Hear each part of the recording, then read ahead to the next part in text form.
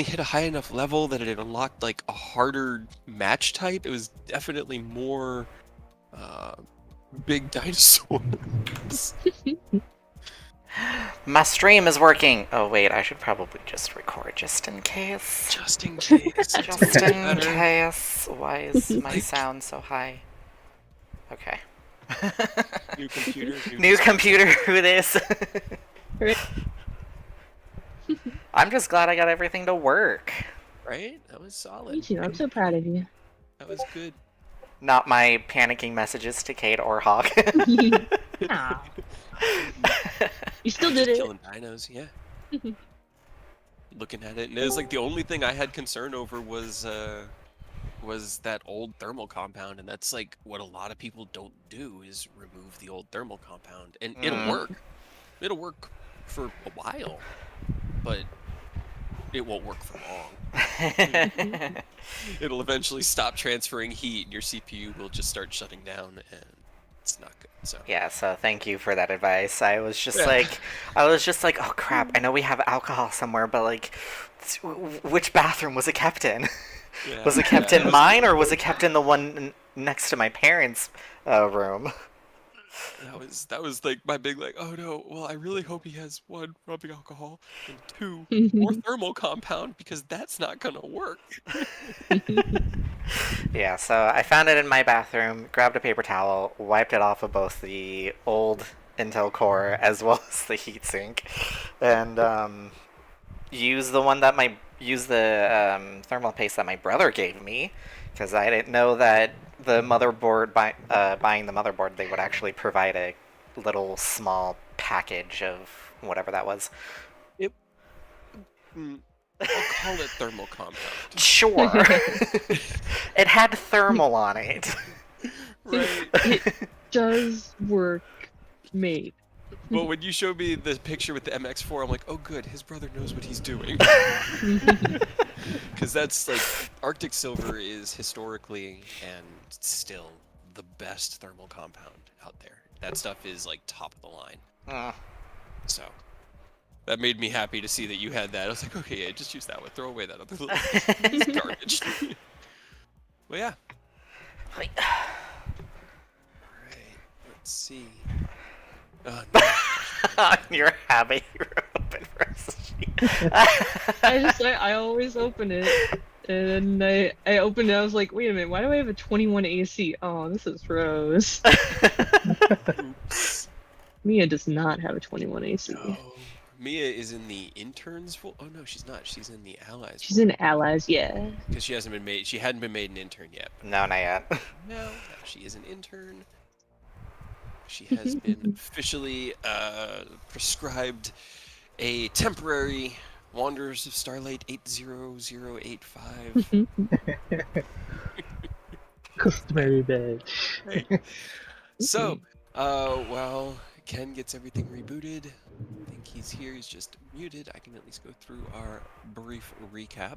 As we started last session, wrapping up the Council of Starfall. A small bit of advice given from Delt to Rose that was received about as well as you could expect. Led to a counterspelled red mage who was unable to open a teleportation circle and then had to, without being able to explain why, tell Ascalon that he was not able to execute those orders. And so Ken was forced to retreat to the basement to ask Tazmikella if she would be able to facilitate the teleportation circle of Lord Delt to anywhere. Literally, you guys just really wanted him just out before, shit hit the fan. But, unfortunately, the feces was already in motion, and the fan was on. So Feces. The shit was already Shit hit the fan. it had already been thrown. As Ken went back downstairs, Rose stepped up onto the central atrium pedestal and began to confront... Well, I guess you didn't really get a chance to confront Delt following the failed teleportation. Nobody really before nobody stepped up tried and to kill me. Yeah, well, he didn't try to kill you. He tried to stop He you. was and doing really just doing trying to non-lethal. Yeah, I will defend Kyle in his Sure. absence. He was really just trying to stop you. But the final act of holding Rose back and calling them a child being this last tipping point in Rose's psyche, releasing the synaptic static focused on themselves and did also hit themselves. Hitting themselves, the entire retinue from El Terrell as well as Nobody. In the meantime, Nobody, having received a poorly but narratively timed sending from his daughter on on Acheron, Dead? Dad went slightly catatonic as an entire lifetime of raising a young girl from birth to about 12 years old when he left her. Flashed through his mind the final pillar of memories coming together and forming Takashi. He staggered back, the echo of Oni stopping him from falling off the steps and then stepping back again to observe this interaction as it was playing out. A battle ensued, Rose slowing the entourage from Elturel before attempting to escape. Nobody, having regained his faculties, striking out brutally at Rose with 2 arrow shots to the leg, trying to get them to stop and to just not anymore. And as Takashi shot Stop. Rose with the arrows, Ken burst through the doors with Taz McKella behind him. Taz, seeing all of this and Rose hurt on the far side of the room, apologized to Ken, far stepped across the room, took Rose by the arm, and dimension doored away. Nobody ran outside to chase after them, but Taz had shifted into her copper dragon form and taken flight, heading back towards the mainland, a little bit north of Baldur's Gate. Takashi let loose 4 more arrows, the first one striking Rose in the back and sending them tumbling off of the back of Taz McKella. Taz, seeing the others come in, twisting into a corkscrew, grabbing Rose and taking the remaining 3 shots to her back.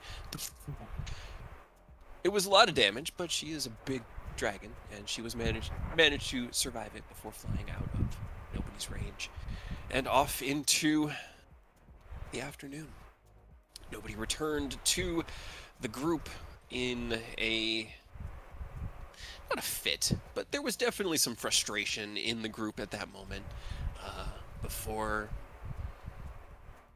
God, who was it that finally got you guys out of there?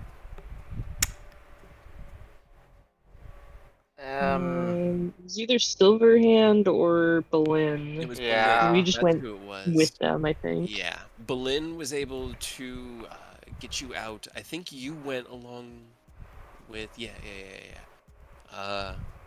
Returning everybody to their homes either that day or to a comfortable place where they could stay for the night and then heading out the next day. You all managed to get back to Erebor and back to your familiar guild hall, choosing to leave Starfall behind at the moment as you had no food there. You had no real place to sleep, and Rose had the key to the mansion, as Rose was the keeper of a lot of things. And in the moment they had to run, they did not have time to leave any of that behind. So, opting to travel with the entourage from Erebor, you returned to the guild hall and sought out Chad to talk to Hadrian. Well, I guess Hadrian traveled with you guys, but sought out Chad to discuss the possibility of guild work as well as other things. Finding Chad in the front atrium with a new friend, a beautiful young woman with flowing hair and this radiant, sparkling skin, just teasing him gently and in a friendly manner, and Taz seeming, or not Taz, Chad seeming completely enamored in that moment. You guys met your new intern, Mia. Happened a lot faster than I was expecting. There was still a little whiplash from the combat Right? at that Well, moment. it was hilarious because it's just like we talked about it beforehand. It was just like she's gonna be hanging out with Chad, who found her in the city, and then you guys were immediately like, "Let's go find Chad." Yeah, and I was, oh, okay. Well, I know where Chad is, and I know who's with Chad. One more thing that I just remembered. Before leaving Starfall, Ken had investigated the teleportation circle to see if Rose had done anything to it in that moment that he had to leave them up there, and seeing through the illusion of Emmeline's magic, had confronted Emmeline about it, asking her what this was. Emmeline kind of put up on the spot in that moment between not knowing what to say and not really knowing what to do, dismissed the magic and restored the natural insignia of the teleportation circle. Um, you guys left Now a bunch of nobles know it. Paladin, Warrior, Thief, Red Mage, Monk, White Mage, and Black Mage to protect Starfall, and returned to Eriabor. That day there was a lot of... God, it was, you guys trained that afternoon because you hadn't trained yet. That day, starting the day with just the council, and were able to learn a little bit about how Mia could assist you.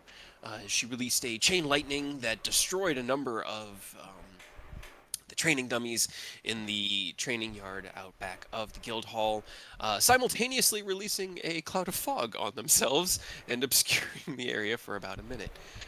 Ken, you went to the Starlight Dragon and checked it out, seeing the repairs and refit were completed, as it had landed here a couple days ago, the day that you had left to go and rescue Sid.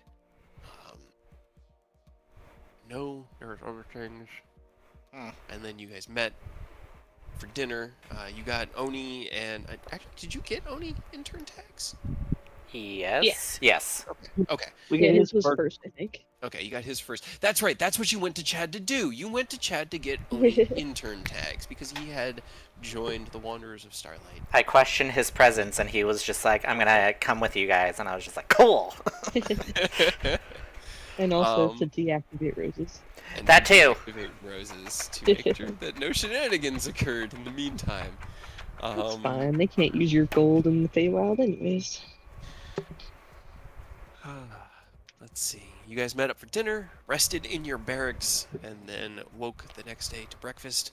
Another bout of training, working towards your common goals, and then heading into the city to facilitate some business at Manon's. Ken pitched the idea of the platinum defibrillator and drew out some beautiful blueprints of it, wonderful schematics that any ninth level artificer could easily replicate, but proved a little bit confusing for Manon, as his background is much more classical, I guess would be the most appropriate term. You spent a couple hours going over the details and intricacies of it and kind of gave him a rough idea. He was going to take that information along and pass it to Edwin. Meanwhile, Oni commissioned him to upgrade his insignia of the claws, installing a inverted star shape on it, made out of silver, over top of the 5-pointed kind of black cold iron star that it had as its natural sign of Tiamat. Leaving that behind, as it would take about a day for him to finish those alterations, and trading out your ring of protection for an enhanced ring of protection. You guys paid him about 1,000 gold, and then Mia had her moment with him, asking him to cast powerful magics, as she really just didn't know why. His name just floating around in her head, and something about powerful magic. So Manon dug deep into his repertoire and cast a 6th level spell, an irresistible and unsavable spell that forced Aerith to dance for a minute in spot. Yay. It was wonderful. It was wonderful. And that was where we left off, with you all heading out of Manon's to seize the rest of the day.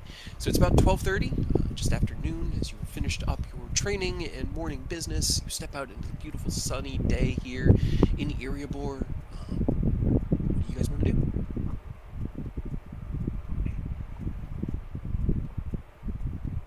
Good question. Uh, Was it Mia gonna fight Ken or something?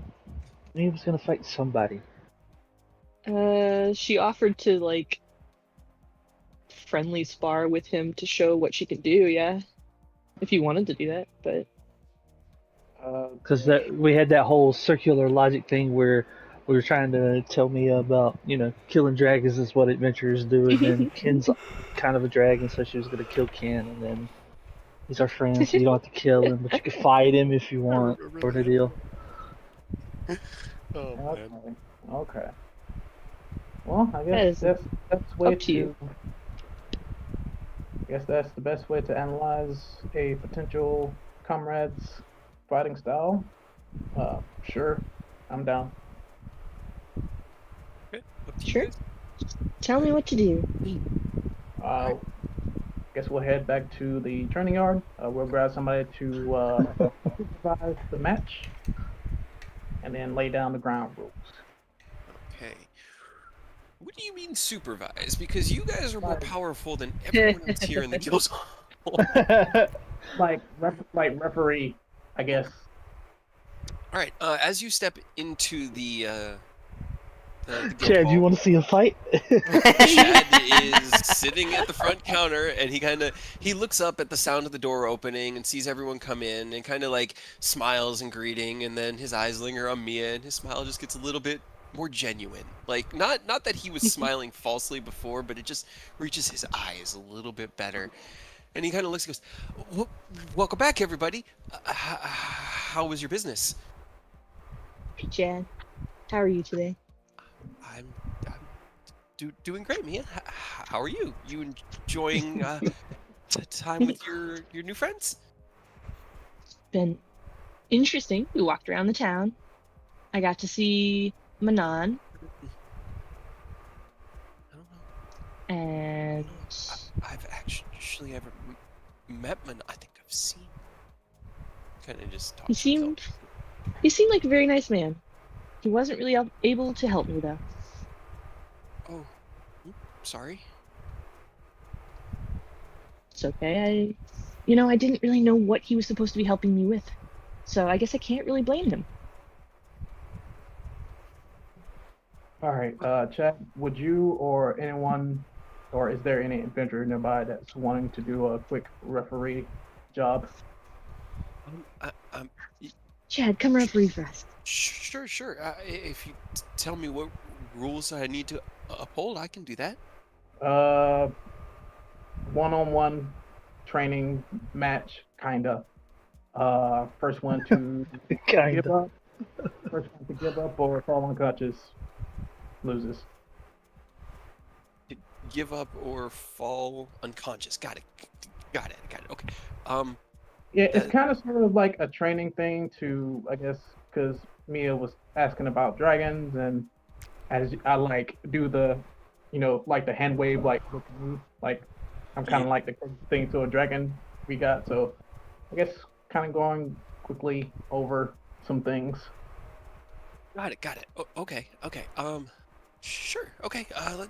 Let me. He kind of like looks to his right, and then kind of tilts his head a little bit to the side and frowns a little bit and looks to his left and goes over to Hendir's and knocks on the door.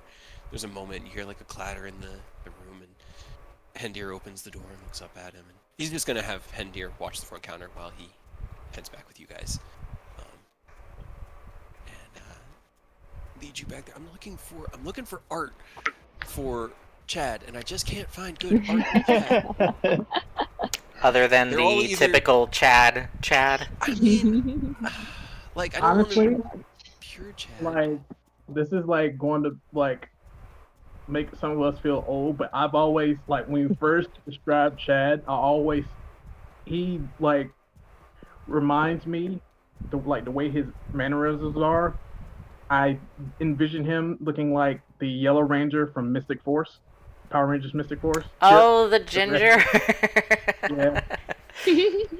Okay, that guy. I Gotcha. like that. He's funny. He's the main. That's the main actor in the new Star Wars games. That's how I know him. Oh yeah. Yeah. That was Wait, is he? Yeah. I recognized him immediately when I just did Yellow Ranger Mystic Force and the art for, or not the art, but the screen cap of him. It's the same guy. Huh. Guarantee it. Anyway, Yeah, that's kind of how I've always pictured him. You know, ginger. He's scrawnier than that because he's Yeah. just not very well built. But yeah, I'll fight art for him over the week. But he gets up, gets Hendir out, and Hendir kind of steps out and gives you all like not a look, but he just glances over the party and kind of just like jumps up into the seat and kind of leans down on one side and takes out a pipe and just watches as you guys head out to the training yard. Now, let me see. What can we use as a training?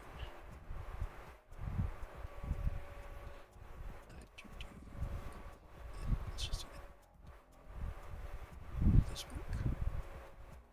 That worked. Okay. I'm just gonna put a big empty parchment here as you head out into the training yard.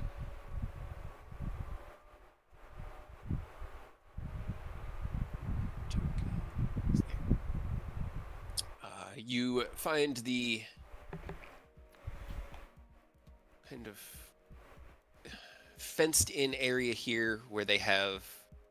God, my dummies are gonna be so dumb. They're just gonna look like stick figures. I'm gonna do them in a single stroke so that I could just copy and paste them. But there's just a number of dummies kind of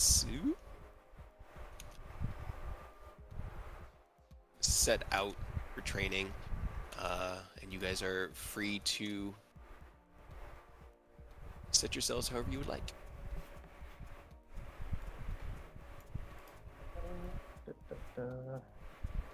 Is there a little chariot under it? Yeah. Yeah, apparently there is. Yeah. Wasn't that our Eerie RV that we Yeah. had? Yeah. That was your A long RV. time Apparently, it's ago. still on the Eerie board. Do we still have that, or was it? It's gone. No, I think it Okay. was destroyed. Oh, that's right. That's Okay. right. That's We had right. so much fun destroying that. It was such a good RV too. That was your first home away Full of from vinegar. home. I know. It was so good. We had so much vinegar in there. God damn it. Forgot so many things, man. Oh, all right. Well. Okay. So should we like start back to back and pace apart, or do you want to start like a certain distance apart and I like count down from 3? Yeah, we can start from a certain distance apart. Okay. Sure. Where do I go?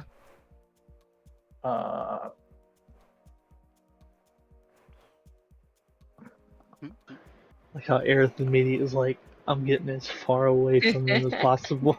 Yeah. Like the back fence of the training yard. Aerith over here like, no thank you. No sir. I'm not taking the chance that a rogue spell will just come out of nowhere. God forbid. Commoner, Nah, that would never happen. just in case. Uh-huh, That's tried uh-huh, for right uh-huh. now. So about my backup. No, I'm kidding. Okay. That I'm gonna be over here.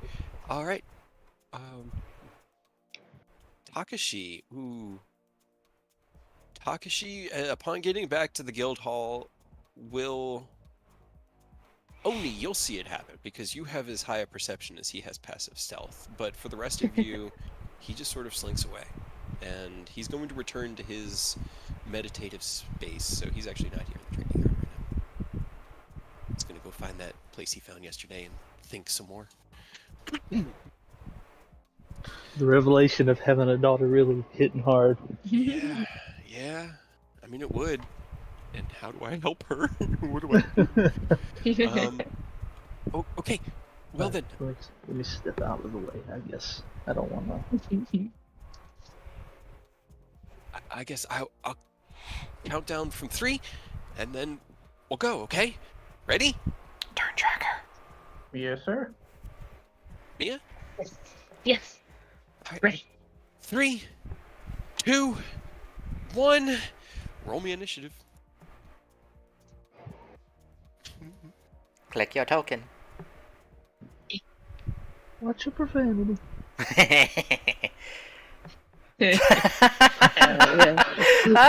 Powerful initiative, gang. Oh my god. So narratively, what I'm going to say is it went 3, 2, 1,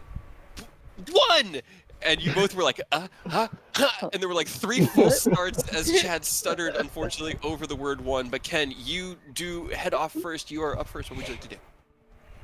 Well, I'll quickly explain like some of the methods dragons like to use to overpower and kill their opponents. They really like to use physical attacks. They're strong as shit, so they're gonna swipe at you with their claws and bite down with their mouth, obviously. Mhm. They occasionally use their tails to do blunt damage, so be mindful of that. Okay. There. So while he's saying that, he's gonna armor up. All the little baby race Felgars leap on and form the exosuit armor plating of the Race Felgar armor system. This is like the Mark III, Mark IV now, I think. Mark 4. And with this helmet, I'm gonna get Art 4. It's gonna be 4.1. Hell yeah. And then while Yeah, he's firmware armoring up, upgrades. Yeah. yeah. And while he's armoring up, he's also gonna say, yeah. So they're also, their body is naturally like strong as armor. So you'll have to be very, very mindful about what attacks you use in order to penetrate it. Just like run up and like not like obviously trying to hit her with a like trying to actually punch her, but like he'll do like swiping motions to like I guess replicate how dragons would swipe at their targets. So it'll be 2 attacks with Windhog. Ken's over here simulating a dragon attack. I mean, plus 12. That definitely hits like a dragon attack. 21. Now, how are you gonna bite Mia?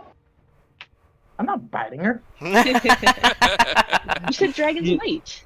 You said they claw and bite, and they even use their tail. So does the mouth like split open so you can bite? Do you have mechanical jaws built into the helmet? How does that work? God damn it. All right. I'll As have you- Mini- I'll have Mini-Me pop up to replicate like a dragon's bite. As I'm gonna you bite. close in quickly and begin to slash down, your AC. I know they both hit. Go ahead, roll me damage. Obviously, all of this is non-lethal. Yeah.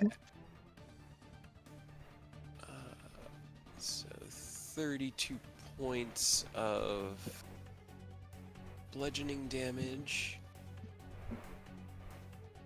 And I know your AC came from... My trying to remember which one it is. this one. No, this one. Gotcha. Okay. Alright. Okay. So as you close the gap, you do see little shimmers of energy kind of emanating out of the robe that Mia is wearing, but you realize that her defenses are not as strong, secure as previous members of the party may have had, as both of those hit. Bam. They hurt. What would you like to do, Mia? It is your turn. Ow. It's supposed to be like that, right? Unfortunately, yes, fights do hurt a lot, but, we do what we've got to do to protect those who can't protect themselves. So this is why we do this. Okay. Well, I think I don't want to be next to you, so you can't do that, right? Exactly. With Okay, you perfect. being a magic caster, you want to try to stay away from the target. You'll have friends who are frontline, like me, and I'm assuming Sir One will be frontline to gather the what I like to call the aggro from the enemy. So you'll be in the back firing off spells. All right. Yep. She's just like nodding quickly as you say that, and then how big is the training area? It's about this big, honestly. It's about like 60 feet across is how I'd always figured it. So this is like 75, 80 feet across.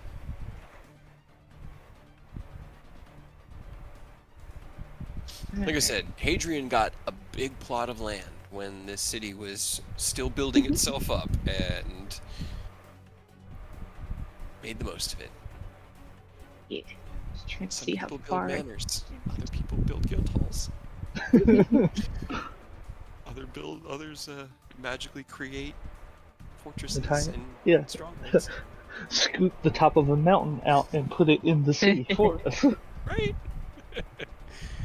We work smarter, not harder, you know. You do. That was all. Ascalon was all part of the plan to get us a base of operations. Our boys self-destructing, all according to plan. She's gonna just nod happily as you explain, and then and then you essentially get deafened as she casts Thunderstep. Okay. I'm going to do this. I'm going to do this. So give me a Constitution saving throw, Ken. And she's gonna go pretty much like up here. Oop. Did it not work? Huh? Give me a D20. There might be a little bit of a slow. Yeah, there you go. Roll 20's been kind of hiccuping for me too, so.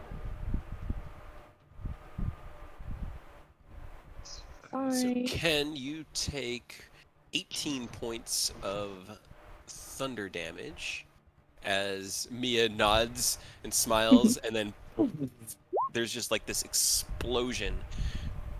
She reappears at the edge of the arena, and 22 to hit, Ken? No. Ooh. Okay, that just misses.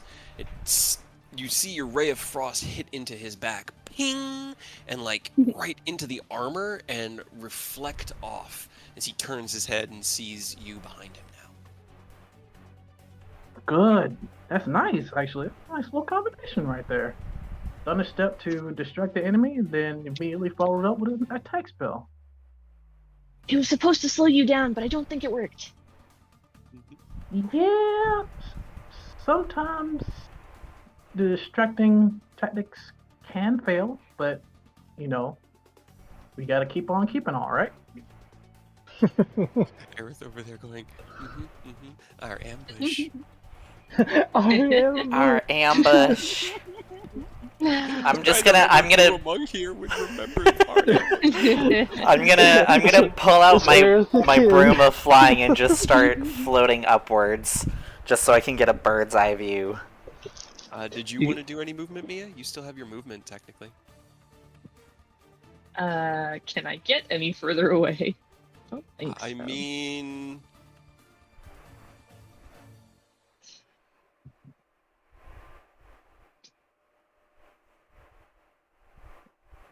Up to you.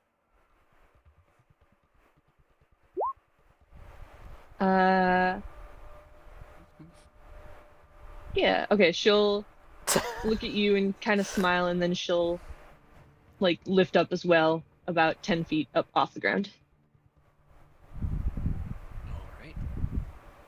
So as the ray of frost reflects off of the back of Ken, Mia lifts into the air 10 feet. Ken, it is your turn. Oh, nice. Well, this is a very nice segue into flying. As you dragons can fly, so they They will can fly too? Yep, they can fly. And to speed things along. Okay. Ken kind of clicks his armor down, these vents open, and there's this burst of arcane energy, and he starts moving much quicker. Gonna save some time, activate my boots, and then 5, 10, 15, well, I mean, obviously I can hit her. Yeah. I can just whoop. All right. He steps forward, and on his third step, lunges into the air. These like light blue lights illuminating from underneath his feet, and he is going to come meet you in the air. Hello. Hi. And then I guess he'll like swing in a way to replicate dragon's wing attack. Big haymaker with his right hand kind of flowing with. Wow, that actually misses. Wow.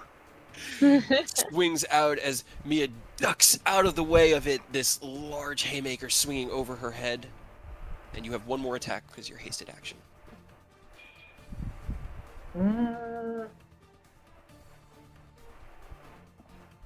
Let me read something momentarily. Go for it.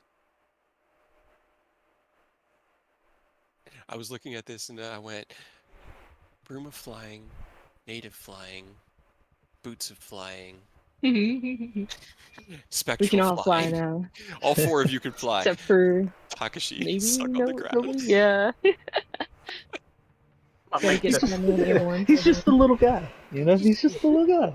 Reminds me of like when you guys were rushing to go and help Emmeline, and everyone's soaring through the air, and Takashi's running through the streets, like running along like the sides of buildings and kicking off things to try to get. He's just a guy. All right. So he'll he'll replicate another wing beat. 19 does hit. All right, this large haymaker from his right hand, he kind of takes that momentum and swings into a double-fisted down strike that feels like a large wing, just bam! You take 13 points of bludgeoning damage. All right, and it is now your turn, Mia. What would you like to do? Please don't. Sorry. And she's gonna reach out. I'm gonna use 3 charges. Okay. To cast Dispel Magic. Okay. It's 3rd level spell, haste. Okay. Ken, as Mia holds her staff out towards you, there's a flash of light from the crystal at the head of the staff, and you feel your haste disappear. You are now lethargic and stunned for the next. You kind of just like hover there in place as the feeling of exhaustion washes over you. Anything else you want to do, Mia? Also going to quicken spell again to try to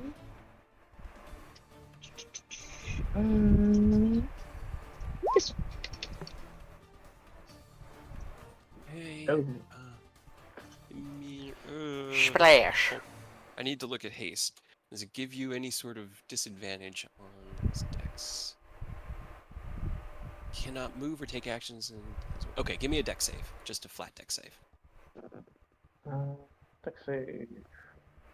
I mean, maybe I got a +4. Hey!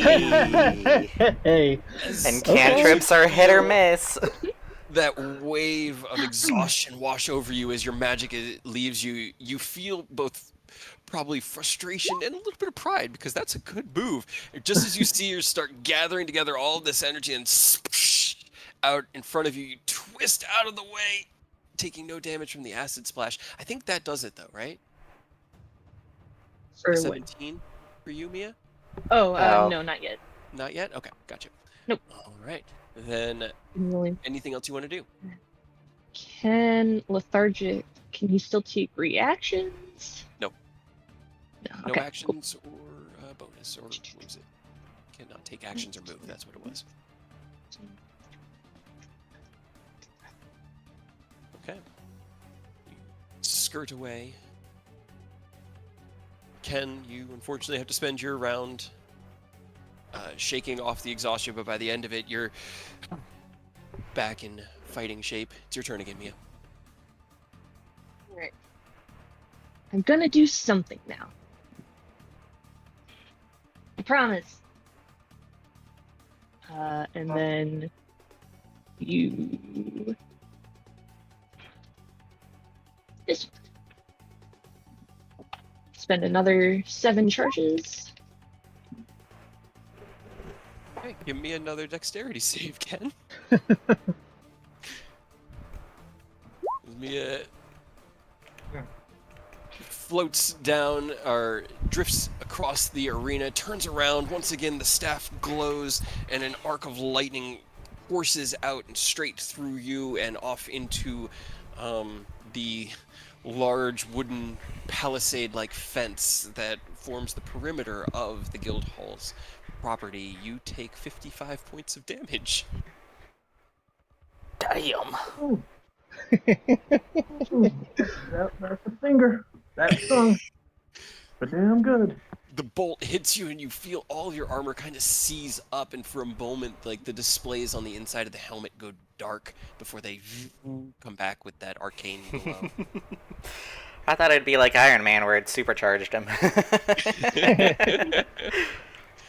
And let's do another Quick and cantrip. D20 first. Oh yeah, But that's that, true. but yes. All right. That does it. 2 D100s. Because I get to pick which one I want to do. Two. Well, maybe I should have wild magic up. Wait. Let's see. I had it when we were playing Strahd. I had it bookmarked, and I haven't had it bookmarked since we finished Strahd. 91. If you and- die I within don't the think next I'll minute, you need- immediately come. Right, I don't think I'll need that. I don't think he's gonna kill me. Hopefully. 50, Or will we? 4. Or do you want to be immune to alcohol? Well, I guess I'll do the one where I can't die. Just in case. As the lightning bolt washes or courses out across the training yard, a kind of spectrally rainbowish blue light washes over Mia, protecting her faintly. From something. and 24 does hit. Ken, do you have anything to react with? I Nah. can't remember at this point. Okay, so you take 12 points of cold damage. And your speed is reduced by 10 feet. Okay, 12 points. Okay. All right, Whew, it is your turn, Ken. Kicking my ass. Magic casters. Alright. I mean, Mia's looking pretty rough too. The few hits you've landed on her have dealt significant damage. Yeah. If she were Nicholas, she'd be dead right now. Our poor boy Nicholas. We just got to keep Right. her back with Nicholas and let them Yo. go blast her, and everything will be fine. Well, like equally, like, damn, she's kicking my ass, but like, right on, she's kicking my ass. She's doing good. He's like, okay, well, it's down to a wire. When dragons get to think they're about to die, they start to get a little, start to go a little nuts and get a little, well, not a little, they get very angry. And they'll start using more of their innate abilities to put pressure on their targets and to destroy them. Destroy them. And going to activate the dragon trigger. Okay, Just gonna channel the tempest. like that, Earth. All right. As Ken looks over and explains this about dragons and how they get so angry, they really do, man. I was thinking about it, like, oh, yeah, they always get angry. This burst of platinum energy just courses out and around him, wreathing him in platinum flames. What would you like to do, Ken? And their go-to innate ability, one that's very annoying to deal with. Dragon Breath. Give me a dexterity saving throw, Mia. And your con mod is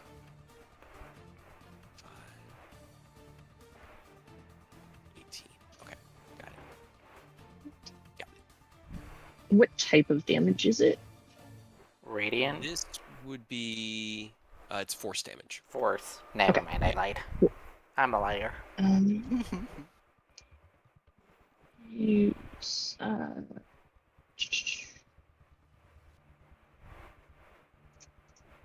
Okay. It is a dex save. Yes.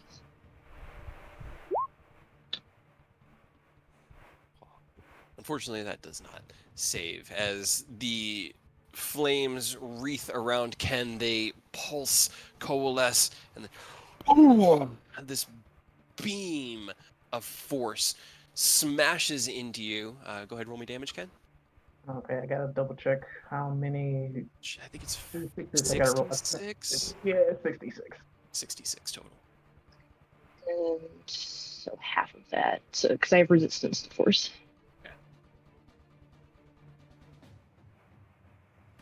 Alright. Slash on 66.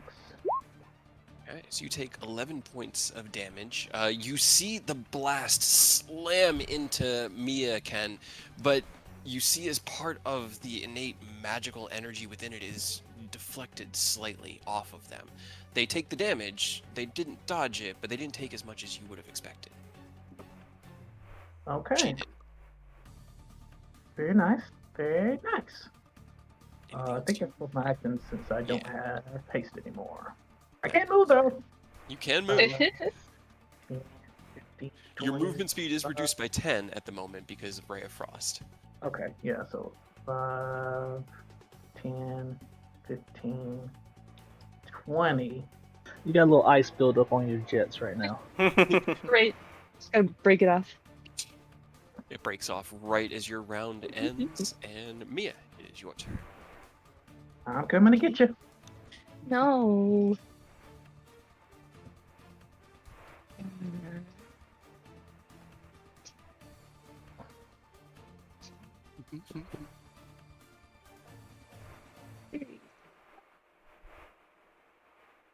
No, thank you.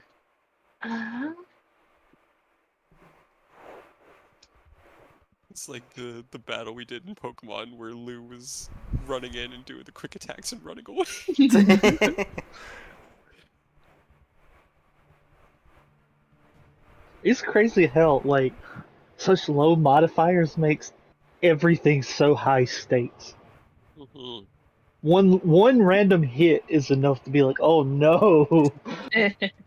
Those little guys have like 20 to 30 HP, give or take, so like a random D6 is significant. Yeah.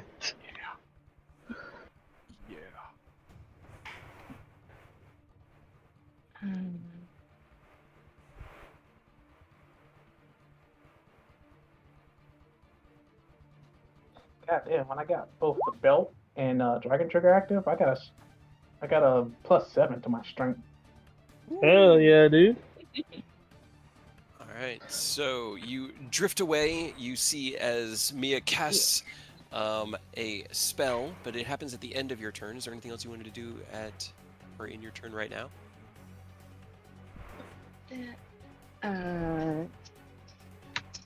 Just continue. I don't really have much else to use my sorcerer points on, so I can use them all for doing double stuff. It's so nice when you're high level sorcerer. Just And I have actual spells, right?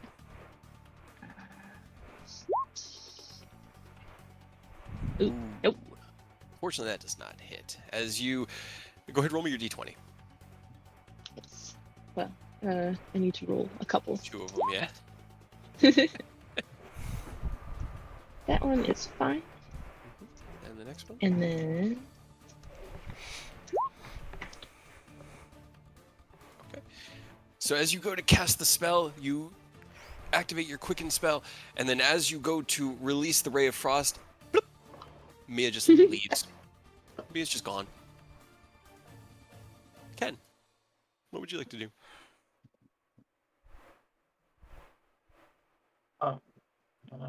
Is that normal? Well, I don't know if you guys have. We've never used Blink, Nope. so I don't know if you guys would ever have any like notion as to what this is. I guess she did pass the spell though. Yeah. So Aerith could probably be like, Huh. You could. You could roll me Arcanas if you wanted to see it. Let's see. I will roll an Arcana. Go for it. So if you don't roll well enough, you just blink in the ethereal plane the first time and you don't roll well, are you just ethereal plane until the spell ends? Like if it just keeps not rolling to pop you back? I don't think you roll to pop back. I think you At the you start of automatically your next come turn, back. you automatically pop back in. Yeah, Oh, okay. it's just whether Turn. you go back again. Yeah, and then you roll. It would have been fucking hilarious Right? to pop into the ethereal plane and then you're there. Yeah. You definitely recognize For a Blink. minute at least. With a 29 Arcana, you've read about this spell before, probably in research of other things that you could adapt to Artificery, because it's not an Artificer spell. Aerith, you... I think I have access to Blink. Do you? Yeah, I think I do. Okay. I just well then, never had a reason to use it. I'm wrong. I didn't think... It is Artificer, Right. okay. As Yeah, a- then you as a- definitely recognize it. Frontliner, you don't really want to be leaving the battle. Yeah. Yeah, that's As kind of much. like when Hulk was like, I'm gonna tank, and his way of tanking was to make it not ever look at him. Right? I got Sanctuary on myself. Why? Then yeah, you know what this is, Ken. Aerith, you have a high enough Arcana. You also recognize it as Blink. Alright, I guess I'll hover back down to the ground and like wait Yep.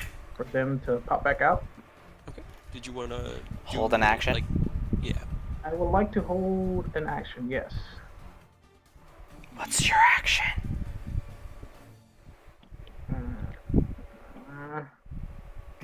I'll hold dragon. I'll hold a dragon roar as part of the innate ability of dragons. Listen. Hey. All right. So, Mia, as you go to cast your Ray of Frost, the world disappears around you. For a few moments, you find yourself drifting in an endless, empty, ethereal space. Actually, no, the ethereal plane looks like the material plane. It's just kind of... Just all like grayed and washed Yeah, out. Shimmery. washed out, yeah. So you see Ken as like this kind of like wispy shadow moving through space, and as he drifts back down into that space before you and kind of like shures himself up, you once again pop back into the material plane. Foop. And Ken immediately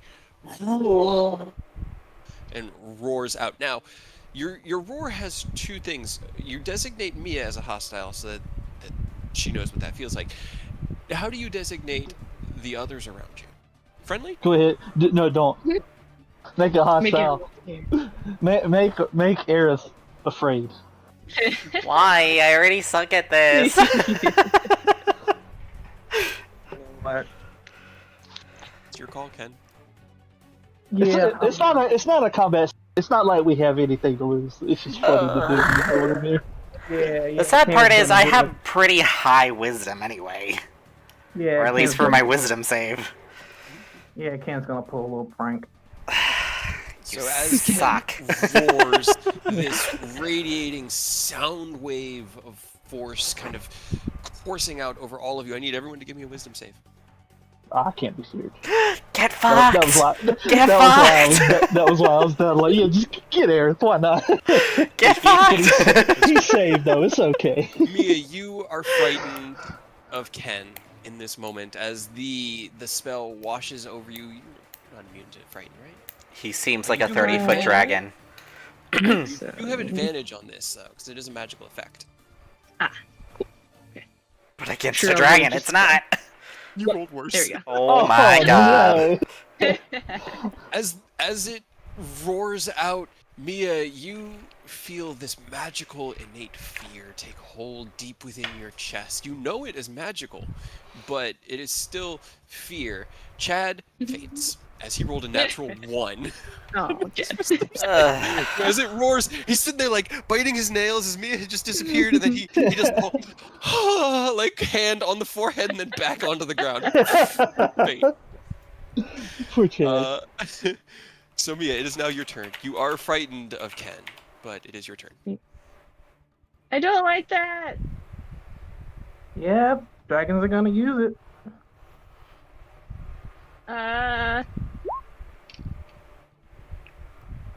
Give me a con save, Ken.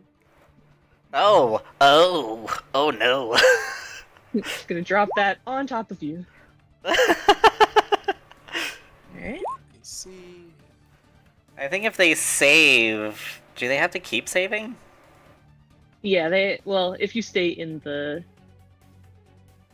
Okay. The I'm using 30-foot spells. radius. So it's a 30-foot radius, and you dropped it right on him. well, like right between the two of us, so that if he comes towards me, he has to stay in it. Gotcha. Okay. Let me get a circle. Sorry. New spell. Who dis? Right. When a creature moves into the spell's area for the first time on a turn or starts its turn there, that creature must succeed on a Constitution saving throw. Or take 4d10 radiant damage. Sorry. I like that it also just makes them emit a dim greenish light. Like, insult to injury, you know? It's good because it stops people from being invisible. They just glow. It's just like a sickening green aura around them. Like, you fell for it, nerd. Nerd. So that's how big it is. Oh shit. There. No, not me. Down like 2 or 3 squares. It would. It would hit you. But Yeah. that's if you start or end in it. So it won't right. I also I'm No, gonna use mainly when you careful start. spell. Okay. I'm So gonna use you'll- careful spell so that it doesn't affect anybody but Ken. Gotcha. Okay. Perfect. Okay, so as it washes out, as the spell radiates and fills the area, a small pocket kind of forms itself around Oni, where the spell does not seem to be taking. I mean, I'm fine with pranks. If you want to hit Odie with it, feel free. He literally took that 10 damage earlier, so it's no big deal if you want to hit him. I mean, it shows another aspect of Mia's ability. It's up to you. She doesn't want to hurt you guys. It also makes you real tired. It does. Anything else you want to do?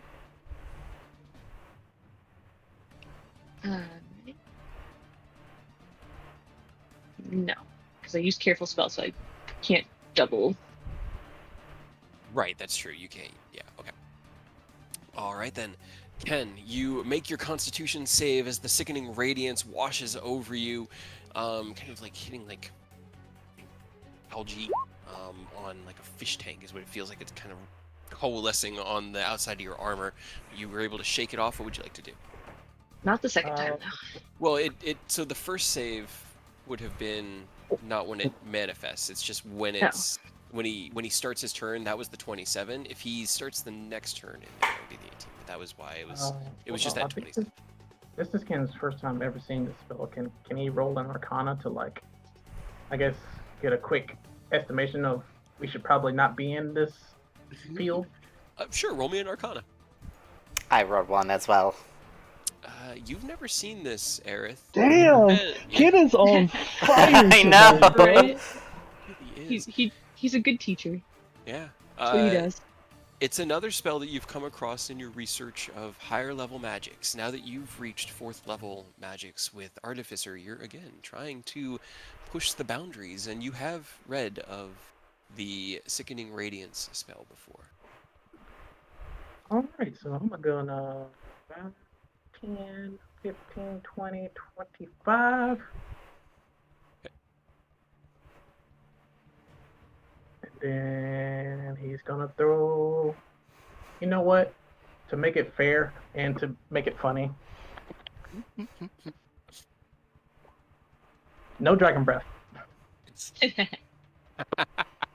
That's what I roll a lot. Right.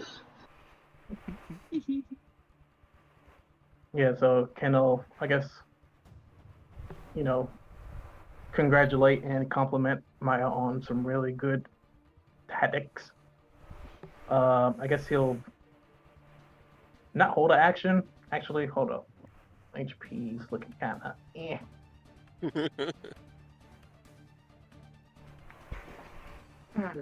Oh, Mia. Yes. Oh, I see. You rolled a 9 on it. Unfortunate. Yes. I Unfortunate. saved the wild magic and failed the blink. It's like I forgot about So Blink. I am still here. Give me another wisdom save against Ken's fear too. Oh.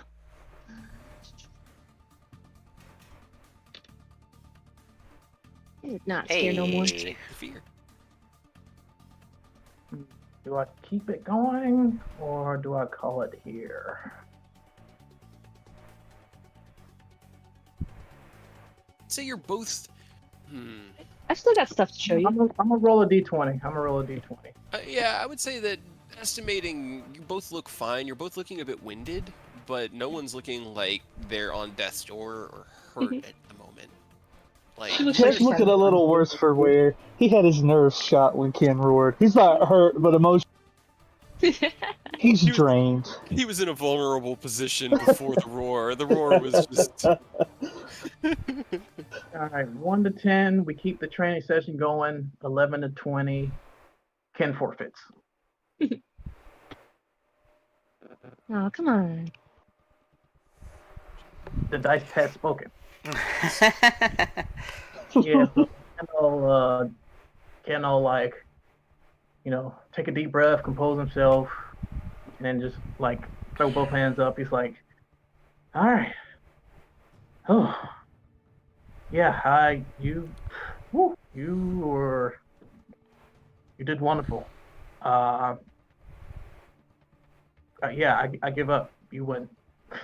Win. Yeah, you won. You did damn good."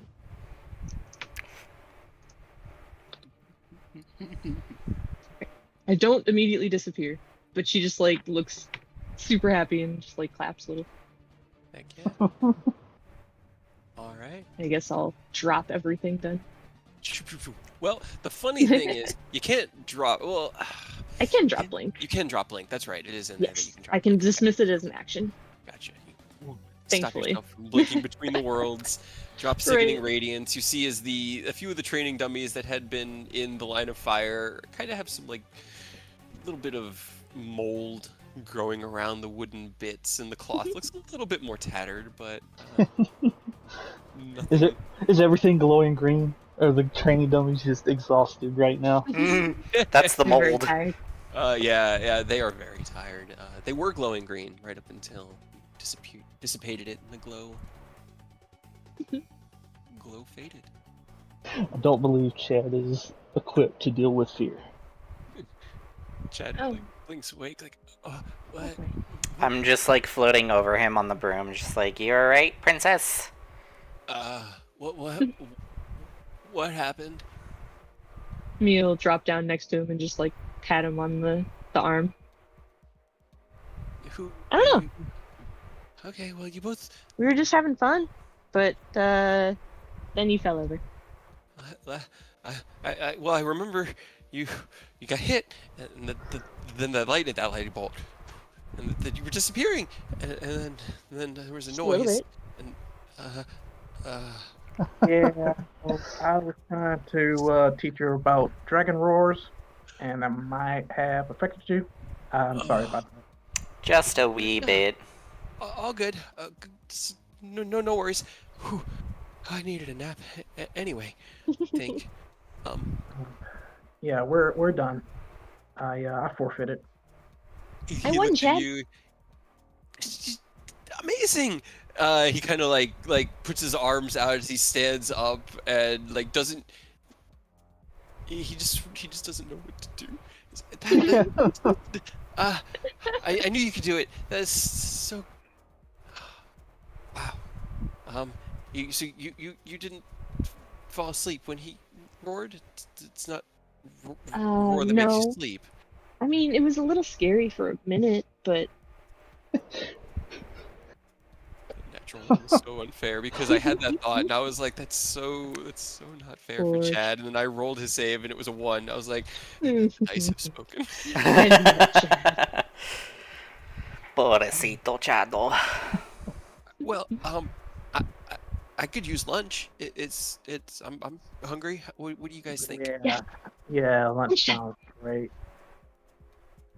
So you all gather your belongings and gather together, heading into the guild hall and into the new cafeteria. You get yourselves a nice lunch of like it's just like an assorted sandwich platter where they're making different types of sandwiches with different meats and cheeses. Most of it things like chicken and ham, as there's not a lot of room here for cows, for any sort of like beef. A lot of that has to get imported, but it's a healthy and hearty lunch that you can bond over, and then we can head to wherever you guys want to do next. So the game is yours. What would you like to do? Any bounty requests or missions that we can go on? Yes. He kind of like starts. Okay, I think Hendir has the details of this one, but it's a job we've had for a while. Not a lot of new work, but it could definitely use taken care of. Should we Okay. go? Well, yeah, let's go. But I'm gonna need some time to recover because I'm still hurt. Okay. Like I said, we've had this Lord Ron put in this request months ago, and we haven't had a successful party yet. So, if you need to wait another day, that would be fine. Okay. Yeah, let's go. Let's go grab Hinder. Let's get the details of this mission. Then I can start. Yep, that'll work out perfectly. That'll give them time to finish my upgrade. All right. So, you finish up your lunch, heading back to the main atrium of Guildhall. Chad will let Hendir know that you guys are interested in taking the job that Hadrian had suggested. Hendir just kind of looks over and is like, all right, let's go over the details then. So, goblins, what y'all know about them? No, about what? What do you know about them? Goblins? Goblins. Goblins. Right. So, I'm gonna Little roll a buggers. history. roll a nature check. Or that too. Okay. Jesus, Ken. Ken All is right, on fucking fire. We better not run into a monster though. Ken, you can go over the basic biology of goblins. Short creatures usually live in like clans that tend to only reach a certain size before hobgoblins begin to present themselves within their kind of like their culture, their genealogy. They reproduce fast, usually having like a new generation every 3 to 5 years, kind of like kobolds. And so they can grow like they're like an invasive species.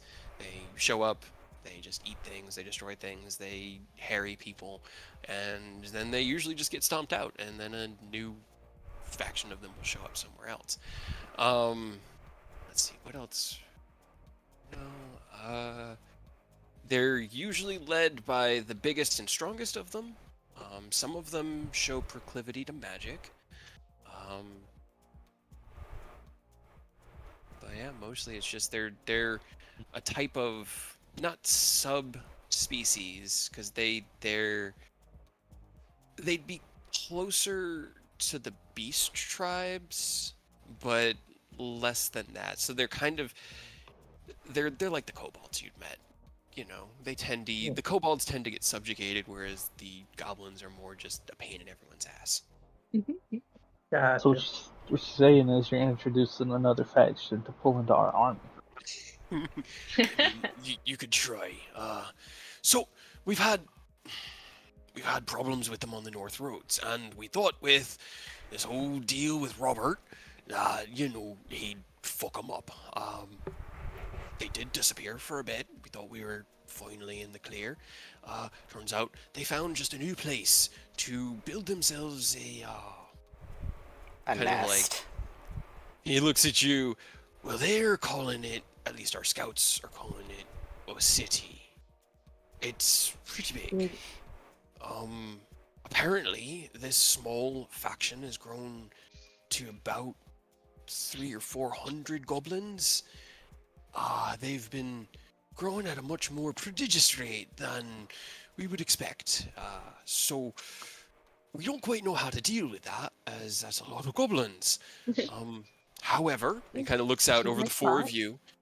You all are Wanderers of Starlight, and if you need some funds in order to gear yourselves up for the next leg of this mission, I could think of no better coffers to pick than Lord Bronze himself, so we could probably get the reward up to about 6,000 gold pieces if you can just clear the goblins out. Just get them entirely out of the woods, kill them, convince them to leave if you can even speak to them, if they'll listen to you.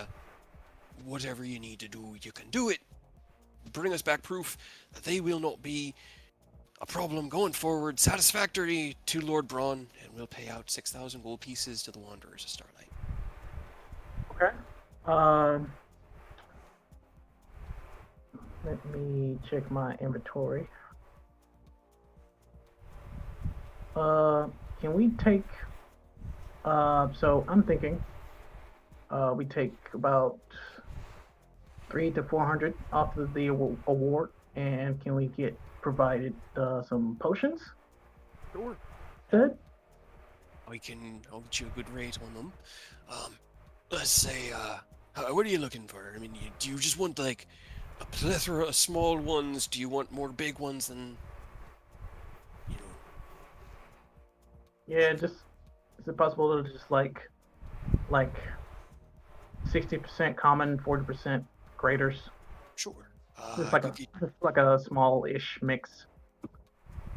Kind of like starts doing some quick math in his head and it's like, let's get you 2 graters and 6 common. Sound good? Yeah, we can do that. Alright, I'll actually, kind of like looks down at the desk. He looks over his shoulder, shakes his head. I'm gonna get you these ones just on the house. Normally we outfit adventuring parties with potions if we can, so this won't be taken out of your reward. 6,000 gold pieces stands as your reward if you can clear out the goblin city, camp, nest, whatever. Use whatever means you deem appropriate. Bring us back some proof that there won't be a problem. Yeah, he kind of like reaches down into one of the little drawers and pulls out a small box with the commons in it.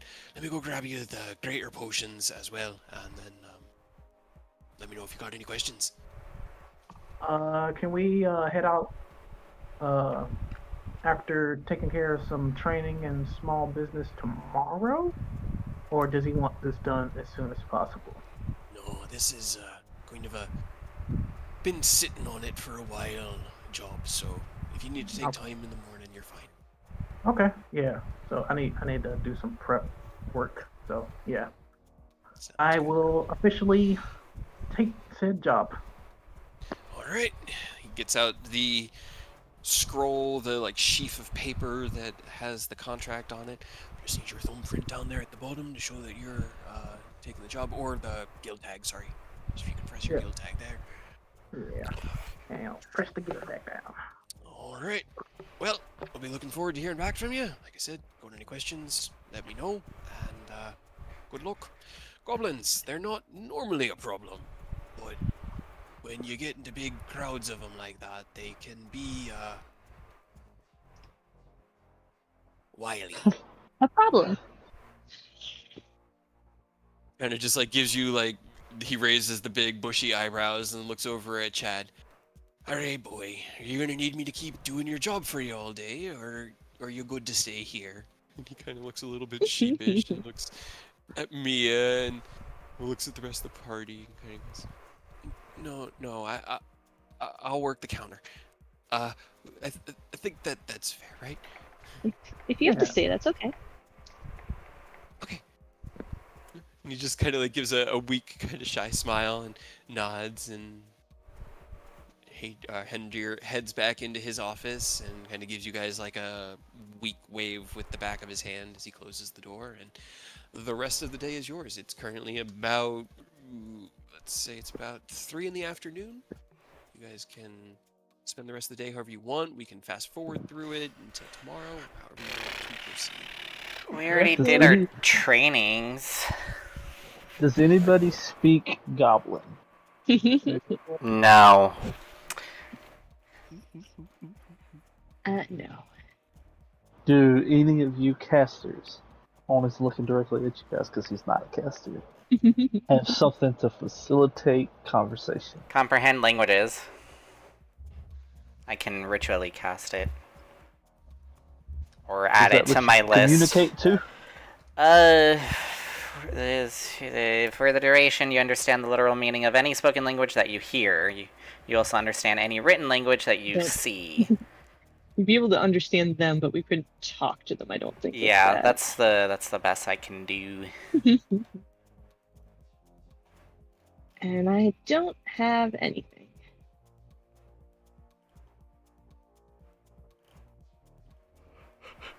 I don't even know what a goblin is. What's a goblin?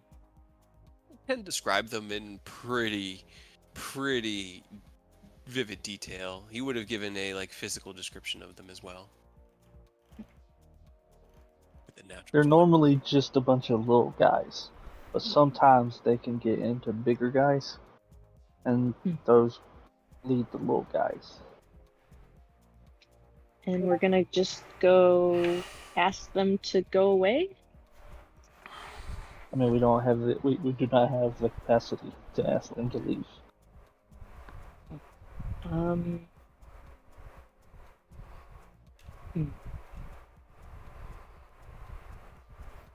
We can absolutely try to facilitate something so that it doesn't come to blows, but City of Goblins may not be willing to listen to reason, let alone unintelligible reason.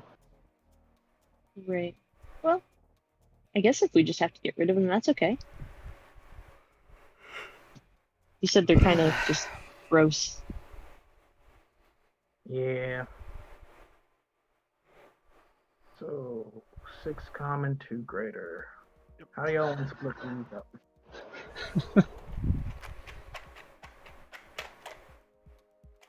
I'm good however you want to break them down. Because I have 4 common still, so I don't need that many. I have 0. I still have a Same. healing pellet from Nanashi.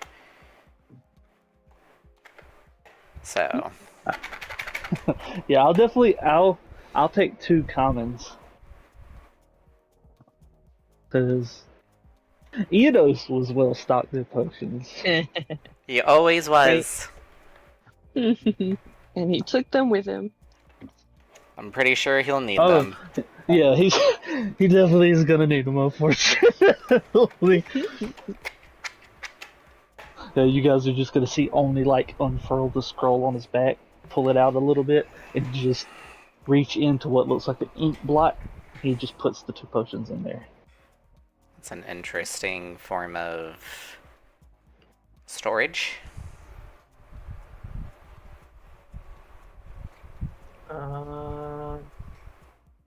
I'm thinking we can give Aerith and Mia the 2 graders. Sure. What is it? It's a potion. You drink it and you'll feel better. When Not you're yet. Just didn't like. So if just you're, makes you feel better. it'll also heal you if you have a grievous wound. Okay. Alright, what about the other 4 commons? Do any of you guys need more commons? Because I only took 2, so there should be 4 more if anybody needs them. I can take 1. I don't have any of those, so if you think I need them, I'll take them, but You said you're taking what? 1 common? Yes. And then Mia's taking 1. sure. And that leaves. 3, if you need them, Ken. Okay, I guess I'll take the last 3.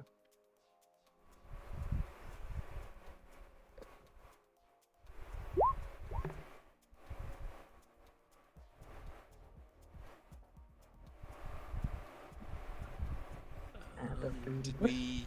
Good. Were we giving any to Takashi? Oh shit! Because he's not He really there doesn't with you, but he is function. still part of the party. Yeah. I'm gonna knock off 2 commons and save them for. Oh no. he's Just always in in case he needs them. he's always in the back, so I will put him in, or I'll put the 2 commons on his character sheet already, and I just gave his character sheet to everybody, so you should be able to see him now. I was about to say maybe we should have him make some healing pellets just in case, but he is dealing with a lot of emotional stuff, so I don't know if he'll be in his right mind for it.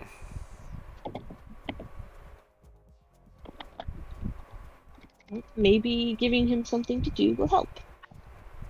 Because he doesn't really seem to want to talk to me.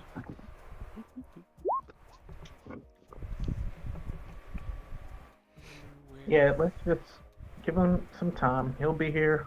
I'll try to, let him know what's going on for tomorrow, and I'm sure he'll be ready by the time we're ready. And on that note, I'm gonna find Sid so we can start, I guess, continue our theory crafting on this portable transportation circle. Okay. I mean, I was gonna say, if you did want to have him make some healing pellets, he could, because you guys know Kyle would if he were here. His meditations are mostly out of like narrative, just trying to limit scene size. But finding him eventually is not a problem. Ken, you'd probably be able to locate the quiet place that he had found, and they are 50 guild for every, or 50 gold for every 5 that he makes. So however much you guys want to spend, I'd say he could probably make up to 10 this afternoon.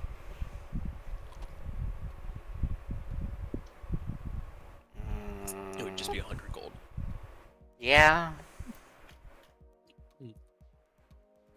I can reduce it from my personal funds.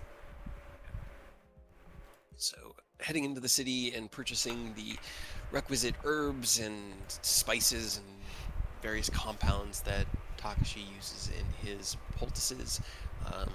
He spends the evening working and kind of just building these tiny little healing pellet balls of natural medical, like. But don't take a second one within, what was it, 5 or 10 minutes? Or an hour? Yeah. Otherwise, you'll get an ulcer. No, I'm kidding. Bad things. As you die. More than once every 12 hours without risk of becoming ill. 12 hours. Yeah, Okay, so you'll just throw up. But you can each have 2, or however you want to split. I those already 10 up, but that's have definitely doable. one.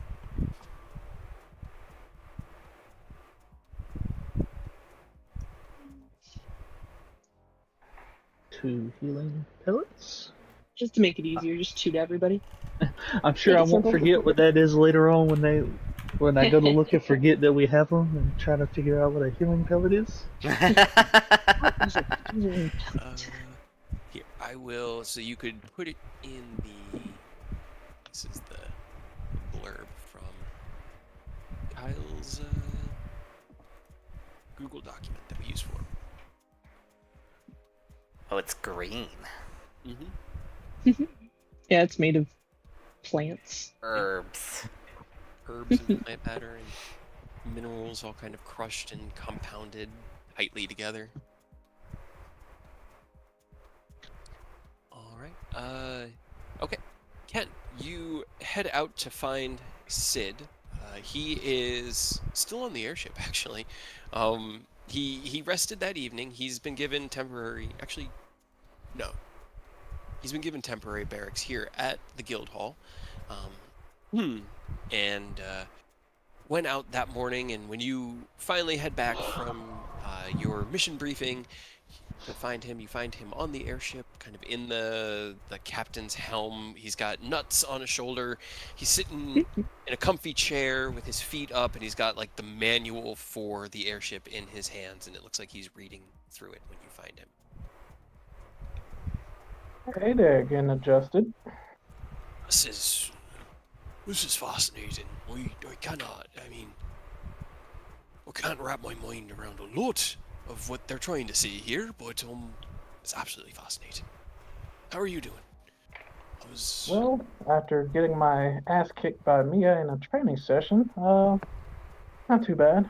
Was that Um, what that was? I heard something explode, but I decided it was better for my health not to investigate.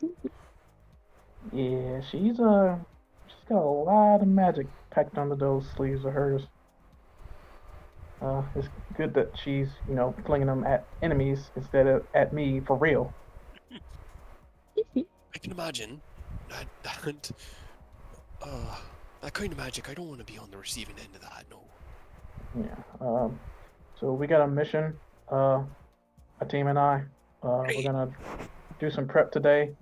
Well, later, but wanted to get with you so we can continue our theory craft on this portable transportation circle for the coalition, if you're Right. free. Of course, of course. He kind of like sits down, puts his feet on the ground, and closes the manual and puts it back in its little, in case of emergency, here's the instruction manual compartment. I've got the notes from the last time up in my room. You want to just go and sit there? We can go over what we've got and go from there. That'll work. Lead the way. Roll me an intelligence check with advantage, as Sid will lead you back through the guild hall. His barrack room, or his room, is actually upstairs. Unfortunate. He's You win been some, you given, lose some. yeah, he's been given temporary barracks, or a temporary room in the administrative wing. For 15. Okay, 15's not bad. Most of the time you spend in the late afternoon, early evening, you spend going over the basics of what you've learned from teleportation circles and like the theories that you have as to how it works. And the two of you are really trying to unravel how wizards can tie 2 points together like that, where you step from one to another. So it's trying to unravel teleportation circle. Before you can even really build a device with the right magic in it, you've got to figure out the magic. You make progress, but there are still a lot of, like, the arcane coordinate system that it uses is very unique to arcane magic, and you're having a hard time trying to adapt that into an artificery type environment.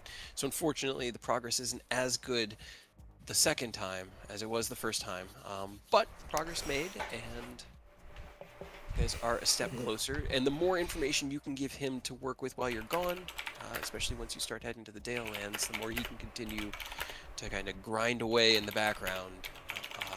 And then when the magic is needed, you can be there to provide it. Yeah. Alrighty. Did anybody else have anything they wanted to do on this, the 17th day of 4th month? 7.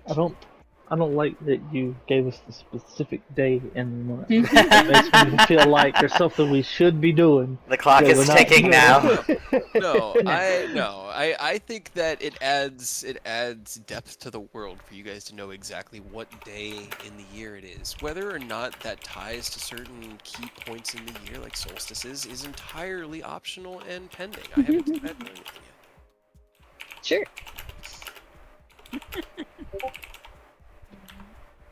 I guess Mia will go try to find Aerith. Okay. Real quick. What is Aerith doing on this? Probably...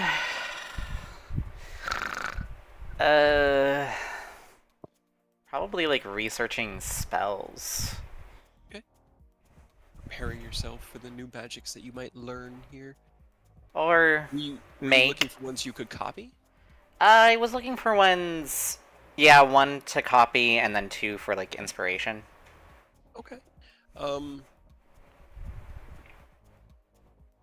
I'd That be in the does library. lead you to the library, yes. Are you that So- surprised? No. I'm just trying because Mia wanted to discuss things with Aerith, so I'm trying to figure out how to get the two together. Do you tell anybody that you're heading to the library when you leave, or I would probably tell Ken if I do see him, okay. and then Nanashi if he's there, and then probably Oni, just to let everyone know that I'm in the library. So everyone except for me. Everyone except Well, probably Mia, but I don't know if Mia just gets distracted by a butterfly and just walks off. Alright, so Mia, you know where to look. You don't know necessarily where the library is, Where it is. but you do I know guess that she'll- Aerith has headed for the library today. Give me an investigation or persuasion check.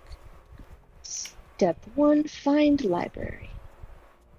As you Well, step step 1, figure out what a library is. Step into the city, the beautiful sunny spring day of Erebor, the river kind of filling in this really distant, gentle, rushing background noise. Perfect. So Wow. This is so much different, because I'm so used to having you with like a 23 in persuasion. you Yeah, head I mean, out I've got into a the plus city, 10 I still, know, but it doesn't seem to be beaming helping. with positivity and this almost childlike wonderment of a new city, and you start asking people what a library is, and by the 12th person you realize that the people in this city are strange. They reply to questions by raising their cloaks in front of their faces and hurrying away from you.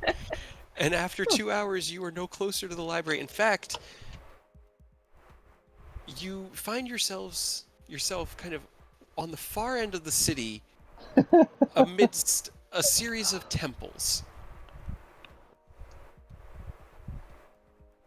I mean, that could be a library. If she'll just pick one at random and walk in.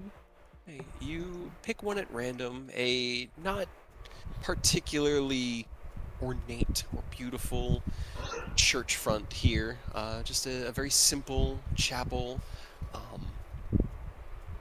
Trying to remember what the insignia is probably what catches you off guard, because as you look at it, you feel this general sense of peace, like comfort and solace. But the iconography on the outside is strange. It's a man cut and flayed and bound in tattered clothes, obviously suffering. And so it kind of draws you in, and as you step in, a gold dragonborn is helping some of the local patrons here as they speak with him in solace. He is leaning heavily on a cane and smiling broadly. There is a older human in the back, kind of standing behind a pew, like a parapet, pedestal. God, so many p words. Parapet? Parapet's the thing that's up on the wall. A pew's the thing that people sit in, and the pedestal is what he is standing at as he's kind of looking down at a book and just seems to be speaking gently to himself. And you It's question quiet. why priests bitch about gay people. There's just so many P's everywhere.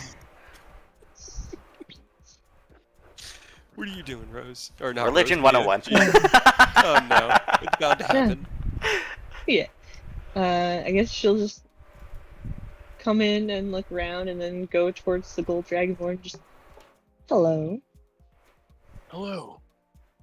Not a face I have seen before. Are you new here? Yes. My name is Mia.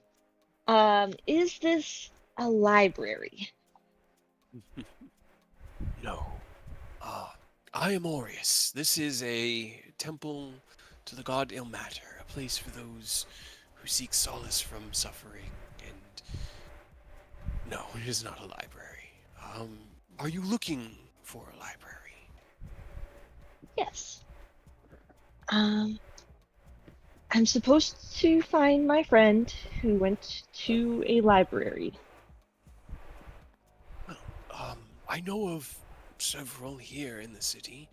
The most prominent are down in the central tier, and they are kind of like looks down at you and smiles. I don't think you would have trouble getting in.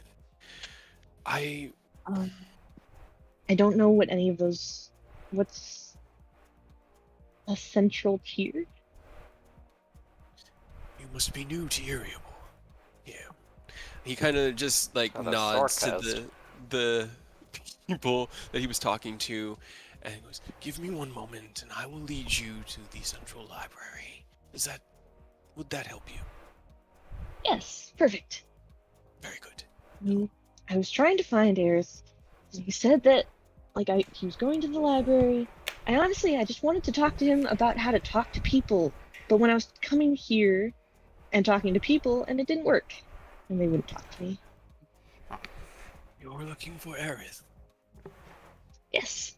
Well, Do you know Aerith? do I know Aerith? You don't know shit. Yes. In fact, No one knows Aerith. it might be nice to see my old friend again. He'll just wait here one moment. He's gonna just go and let the head priest there know that he would be stepping out momentarily. There's like a little bit of a nod between the two of them, and he takes a cloak off the wall and puts it over his shoulders and stitches around his neck. When he comes back, Mia is holding up the book that he was reading, but it's upside down. Are you interested in the word of our god Ilmater? Is he a nice person? Well, I think so. He's offered me great comfort in many time. I can tell you about him as we walk. Come. She He just will- smiles and nods and puts it down. He will lead you to the library. Give me 1 second. Okay, that tracks. All right, I had to roll something for Aureus. He rolled a 3. Aerith, you head for the library, knowing exactly where it is. It's become almost like a second home. You also know it's like a 45-minute walk away from the guild hall, so you get moving. Actually, it would be significantly faster if you flew. Oh yeah, I'm just like, all right, time to go. Wee. You get there in about 15 minutes as you Wow. don't have to switch back down the fucking cliffside to make your way down into the central tier. You drift down into the road at the questioning glances of some of the city's folk before you gently land on the cobblestones in front of the library. Stitching your broom back onto your back, you head in through the main door. What are you looking? You're looking for spells. You know. Yes. What spells.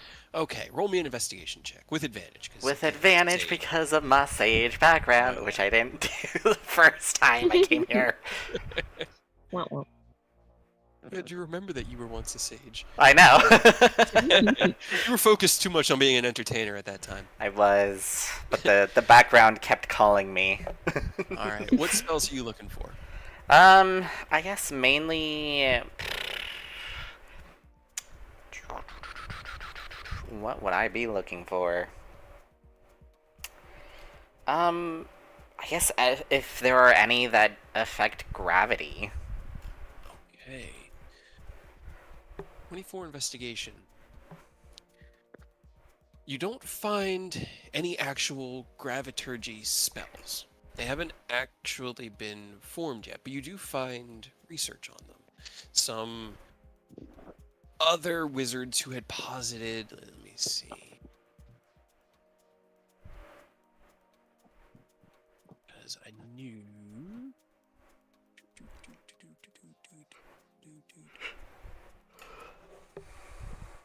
No.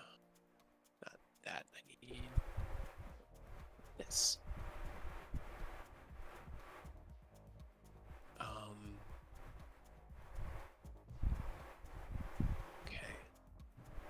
Okay. Interesting. This is going to be fascinating. Roll me an insight check for it. It's not a particularly high DC. I'm just curious, because... Ha, you want to bet? I'm curious. Oh, okay. Hey. There you Okay. go. This is really good. You start looking through it, and you're finding like research that other wizards have done into the field of manipulating matter density, making objects lighter, heavier, magnifying or lowering their gravity, as well as potentially manipulating outcomes through. Well, I guess no, that's not really the manipulating the objects themselves. What is the end result that you're looking? Well, I guess it's okay. What level is the spell?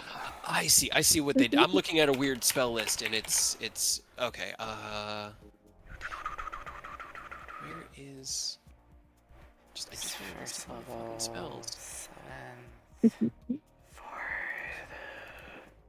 I guess just to Expedite. make things heavier. Okay. Magnify gravity is what I'm going for. Okay, all right. He wants to tweak, enlarge, reduce so it doesn't increase size, but the mass. Just mass. That's the actually density of something. a good way of putting it. I'm just trying to put some things together.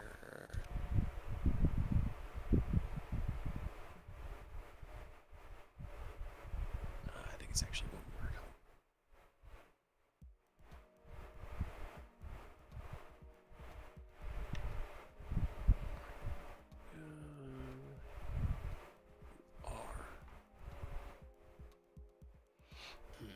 It's kind of both, but it's really okay. You've seen something as you're reading through this idea of manipulating density, matter.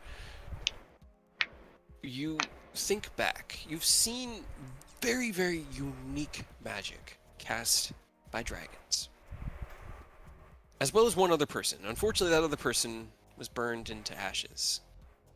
But you've seen people use wrist pocket before, which is a graviturgy spell, as it manipulates the density of a matter to nothing, and then makes it pop up somewhere else. So as you're reading through it, you make this strange connection and start scribbling down in your notebook these possibilities.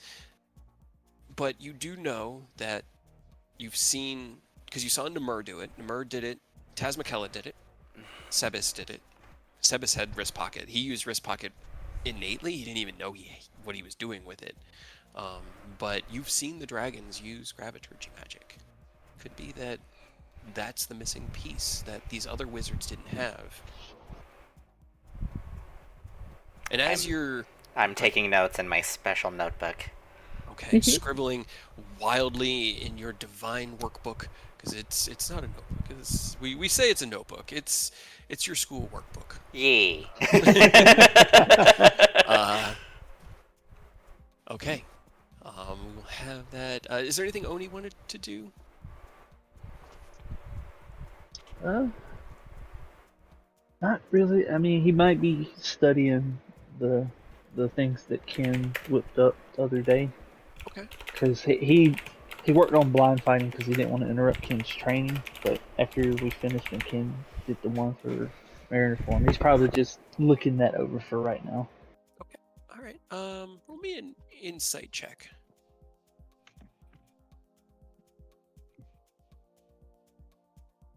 Okay. I was going to say it's a DC 30, but with a 34, you'll have advantage on your next training check.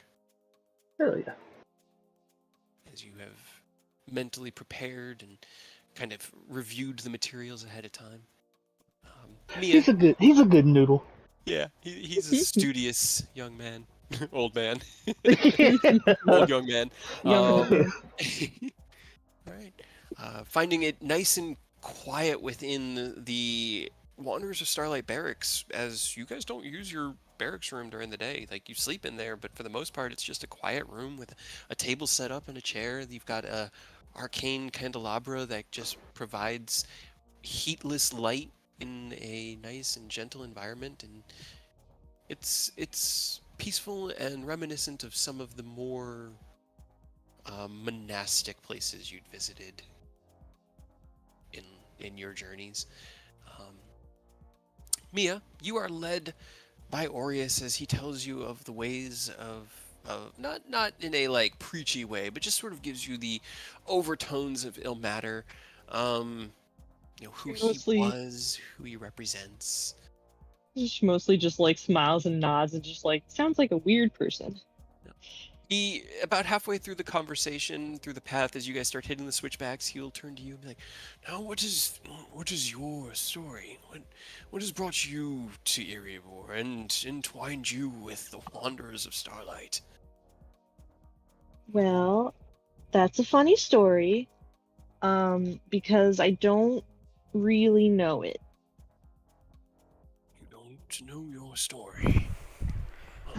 Not really. She kind of like scratches the side of her head. It's just, I don't know how or why I'm here and what I'm doing. It is possible that memories can be altered with magic. Would you like me to attempt to remove any curses that Yeah. could be?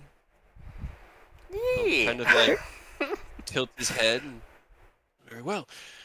He'll take out his holy symbol, and with a wave of his hand, this golden light manifests and kind of coalesces with this faint red tint. And then he taps his dragonborn clawed finger on your forehead. He stands much taller than you do. If I remember, Yes, probably Aureus like is 2 feet taller something. than me. Yeah.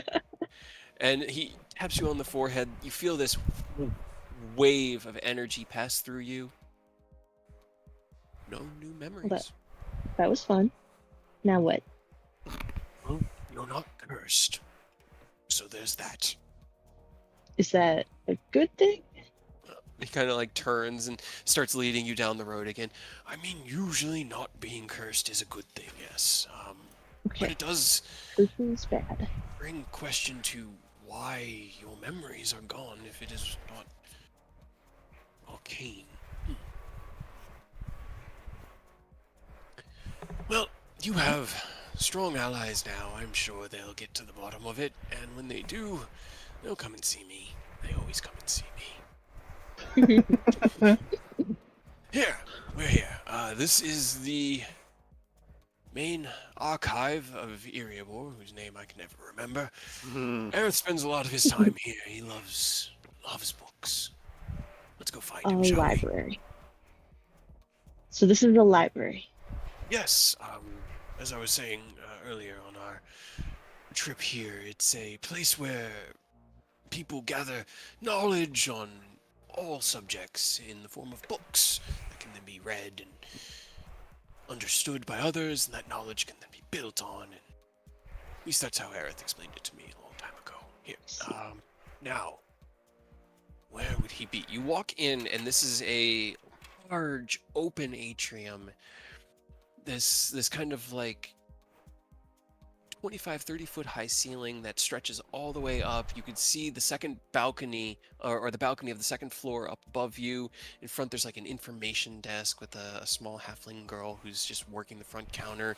There are doors off to the left and right in a few different places that either go into small like research rooms that you can see through windows in the wall or down hallways. You can see on the second floor primarily, the back wall is just lined with books, with doors set in about every 20 or so feet, and this room is about 60 feet wide and 30 feet deep. Stepping in, you hear the click, click of your shoes, and the large kind of poof, poof of Aureus's dragonborn feet as he steps in and walks up to the small gnomish girl and leans forward with his big Aureus grin and, "Excuse me, have you seen a elf about this tall, pink hair, bluish green eyes, changes outfits constantly?" Why am I getting flamed for this? Also, as Aureus is asking her at the desk, Mia kind of just looks around and then she's gonna cup her hands to her mouth, just, Aerith, Okay. where are you? You hear, "Aerith, Aerith, Aerith, Aerith, where are you? Oh, Where wow. are you?" Aerith, make That me a was loud. perception check. Ugh. With the disadvantage, right? No, I'm kidding.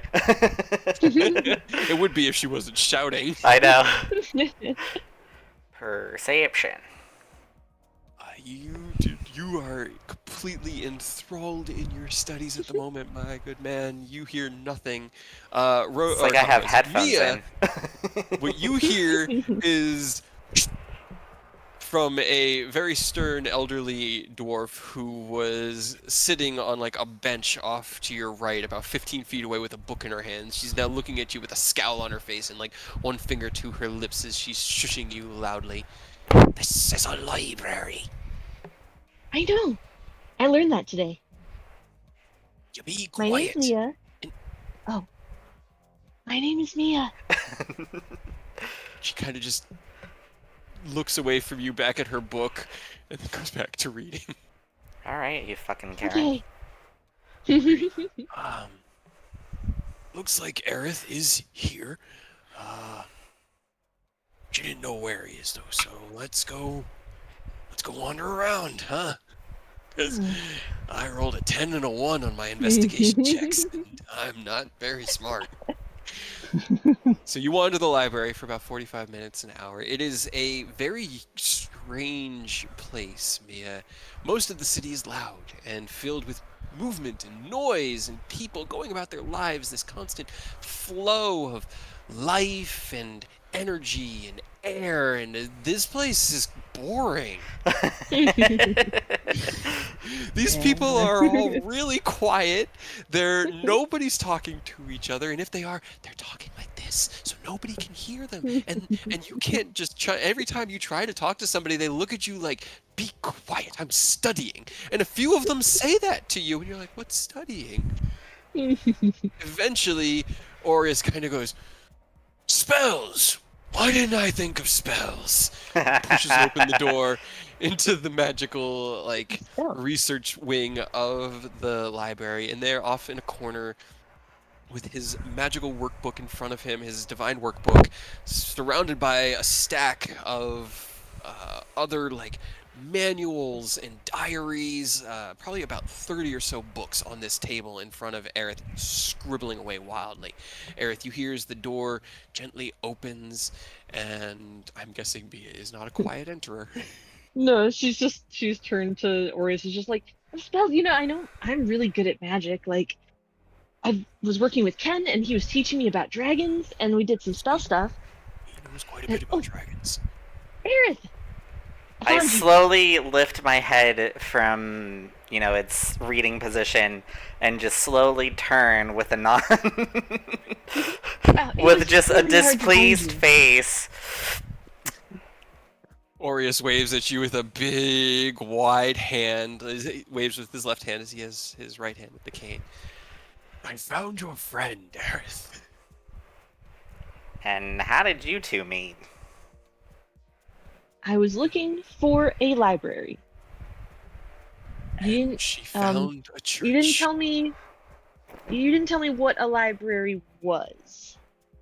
Apologies for assuming you knew what a library was. She just smiles. Okay. And then How I are you? found Aureus. No. I just wanted to know how you were doing and see how you were and let you know that I was going to be heading back to the church. Seeing as now you've found Aerith, I don't want to You're take leaving. any more of the attention away here. Well, But you could stay. question, Aureus, now that you're here. I don't know if she told you that she has an issue with her memories. Yes, it did come up in our walk here. I attempted to remove curse in the hopes that it would reveal those memories, but it didn't work. So So it's nothing magical. not that I could find, at least. I don't see any sort of curse or powerful enchantment that could be causing it. It's just maybe it's traumatic injury, natural defense. Actually, he would have a medicine skill now. Give me 1 second. Does he It's have possible. a degree in psychology? Well, with a natural 20, Okay. it kinda does, sometimes My apologies for questioning. traumatic events, the death of a loved one, the loss of a dear friend, the end of a relationship can cause a mind to retreat so far into itself that it pretends that no memory is there. Such a thing would not be affected by a removed curse, as it's not inherently arcane. But the only way through that is with counseling and understanding what caused the traumatic event. Or a mental deep dive. We could try that. I don't have that kind of magic, but if you could dive into her mind, perhaps you could break through barriers she's not even aware are there. I better find spells that can. Because I don't have any on hand. I believe in you, Aerith. I think you got this. You've got interesting friends, and Ken is still kicking and leading the Wanderers, as I've learned from Mia's tales in our journey. So Yeah, also, some news. Eidos went on a mission for his god, deity. well, So, who knows where he went? he kind of like looks at you and goes, "We can probably assume he went to the Shadowfell, as that's where the Raven Queen, his patron." Do you pay attention to anything Eidos says? He doesn't really talk about it that much. That's why you would pay attention when he does. But if I know Eidos, I could trust he would be here when needed. He would not leave you all high and dry if you need him. Well, another fun fact, Rose is gone. Now them I'm less certain of. Huh. Both left? Did they go to the same place? No. Eidos left a note that he was going on a mission. Rose kinda, how do I put it? I know, attacked a nobleman because they pissed her off and called her a kid. He kind of like tilts his head sideways. That does track. You have to agree. Yeah, and Ken and I even tried to warn her not to do anything. But again, she decides to do things on herself, or for herself. Just a bit of advice, maybe, from somebody who has a little bit of insight into our friends. That might not have been for the better. Rose, from what I had learned, didn't like to be told what not to do. That made them want to do it more. Yeah. Now, your new friend, Mia, seems very, very agreeable. She's just a lovely little ball of sunshine. To the point where I think she confused most of the townfolk. No one would answer me when I asked what a library was. That's because they probably thought you were trolling them. What's a troll? Somebody who fucks with other people for their own benefit. No. Or amusement. What does that mean? Not good things, but Okay. I don't get Don't that vibe. do that. No. I wouldn't honestly say to change anything about your approach. Nothing you did was wrong. It just... A lot of people are just ignorant on others' situation. But we can look at it that way, or we can look at it as if you had asked the first person and they had pointed you towards the archive, you would not have met me. I would not have had reason to see my own friend. And That's true. yes, so all things, right? Are you sure? Well, are you sure you want to leave so soon? You can stay. I was gonna ask Aerith how you talk to people, because obviously, I mean, when I was talking to Chad before, and we were talking to people outside in the city, and almost everybody that I tried to say things to, and he told me not to say that. What were you saying? I mean, I wasn't really. I was just asking them like what things were, or how you get to places, or what like they said like go to an inn and what was an inn, and then you need to use money, and I said what is money, and most of it was they didn't like that much. He kind of like looks down at you and looks at your belt and kind of like pokes the pouch you have on your belt. Well, I'd assume that's money. This? She like pick it up and It just take it over to the table. So I thought these were just like shiny, fun little toys, and she just pours them out on the table. she pours out a pile of about 700 or 800 platinum pieces. Jesus.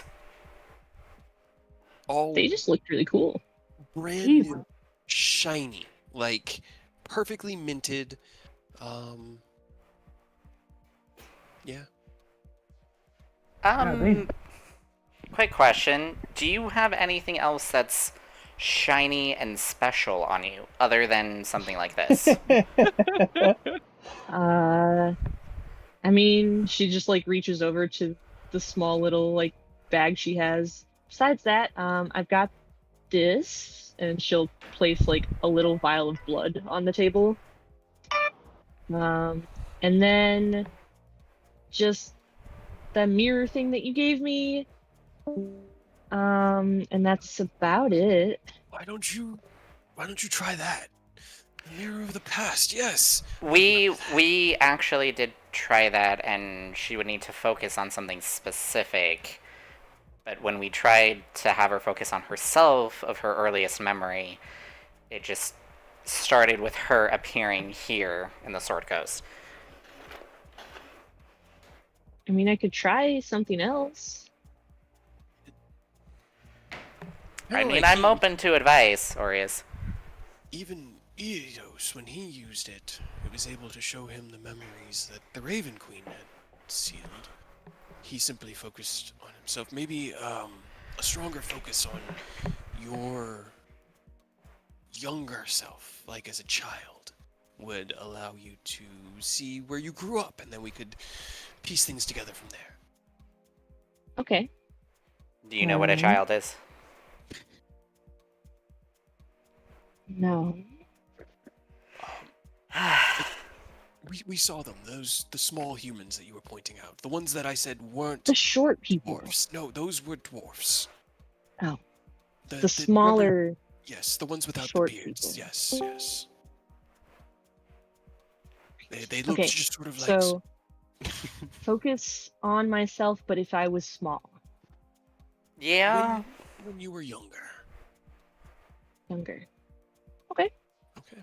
She'll set the mirror down on the table and try to focus. Okay. Roll me a D100. Let's see how well this goes.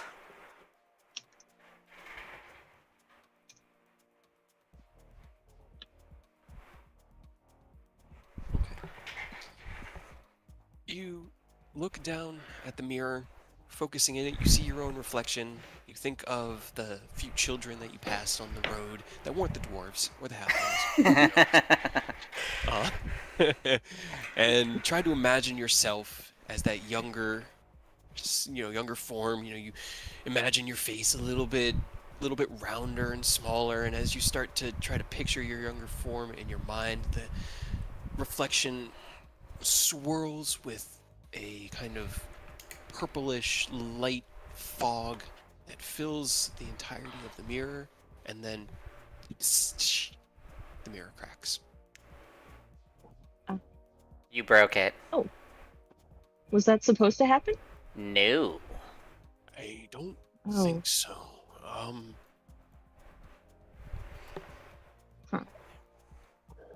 I guess we should Just- try and take it to Amon's just to see if he can fix it. Possibly. Kind of like you're holding it in your hand. Do you move it Kinda all like after shakes it it a little. shatters? Well, yeah, she kind of picked it up and like shook it a little bit. No, you don't. shake it, pieces of glass fall out of it and kind of crack on the table. It's just the simple. give it. So- Give it. Okay, here you go. I'll just like pick up all the shards as best as I can and just put it into my bag of holding. Okay. You scoop them all up, being meticulous, and you're in a library, which is well cleaned, so it's not hard to find all of the pieces into your bag of holding. Okay. Apparently the memories were so blocked or powerful that the mirror couldn't handle it. Next best thing would have to be a mental deep dive, but I'm gonna have to find a spell for that. Well, we are in a You're not wrong. library with bells, so I guess if you wanted, we could help you look for a detect thoughts spell. Yeah. I like magic. I can probably find it.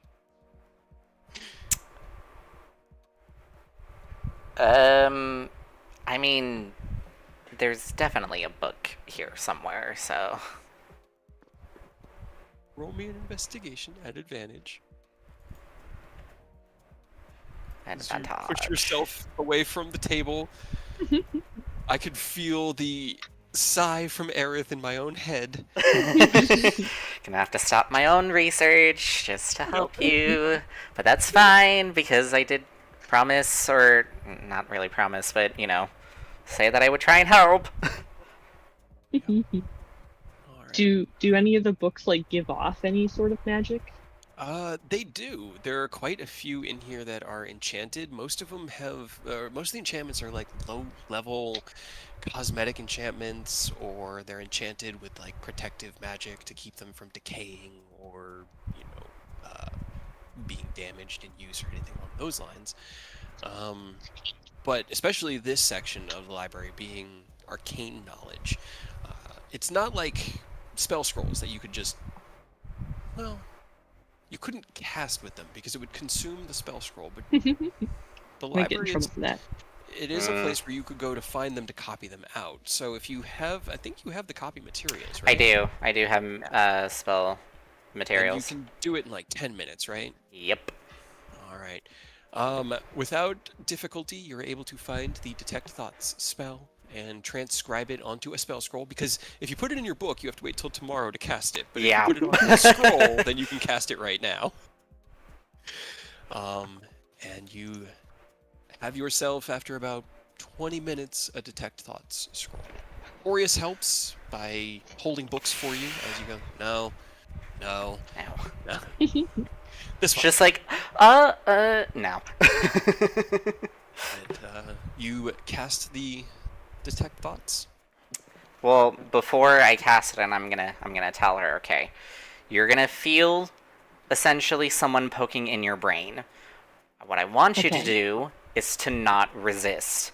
Essentially, like, I'm trying to open a door and you're blocking the door. I want you to allow me to open the door as deep as possible. Okay. I mean, I would think if you want me, if it's the door is in the way, wouldn't you want me to just open it That would be so extremely you can helpful. come in? Yes. How do I do that? Just allow it. Don't resist. Let it happen. Just let it happen. It may hurt, but just let it happen. Okay. And then I'll Sure. pull up the scroll and cast it. Alright, you take your newly transcribed scroll, cast the spell, the energy in the scroll itself twists and manifests, burning the scroll away into nothing. The spell, the only thing remaining, you push your mind into Mia's. What is going through Mia's mind immediately when Aerith connects? Because I feel like she has ADHD brain. Like, Oh, yeah. Squirrel brain. yeah, it's big squirrel brain energy. There's just a lot of thoughts, all of them happy and just like wanting to help, right? Yeah. Just like trying to picture her opening the, like, herself opening a door, but then there's books, and then there's like Aureus is there, and You pretty much pop into a mental like a mind castle of the library room you're in right now, but there are doors that are just sort of free floating, and Mia's just opening them and like gesturing you through, but they're just doors. And you know that this is just a mental projection. So you dive deeper, right? Hmm. Okay. You push through the mental barrier. Mia, you feel that kind of tension in the back of your mind of something wanting to invade, and that innate response of no, get out, this is not where you belong. But you quell that as you were instructed to. No, he's a friend. Aerith, you punch through and find yourself in a drifting kind of black space with these little starlight pinpricks drifting past you, kind of like just flying through space extremely fast, just like stars flying past you. What are you looking for? Earliest-ish memory, way before she came to the Sword Coast. Okay. So you go for the earliest memory, and you aim for before the Sword Coast.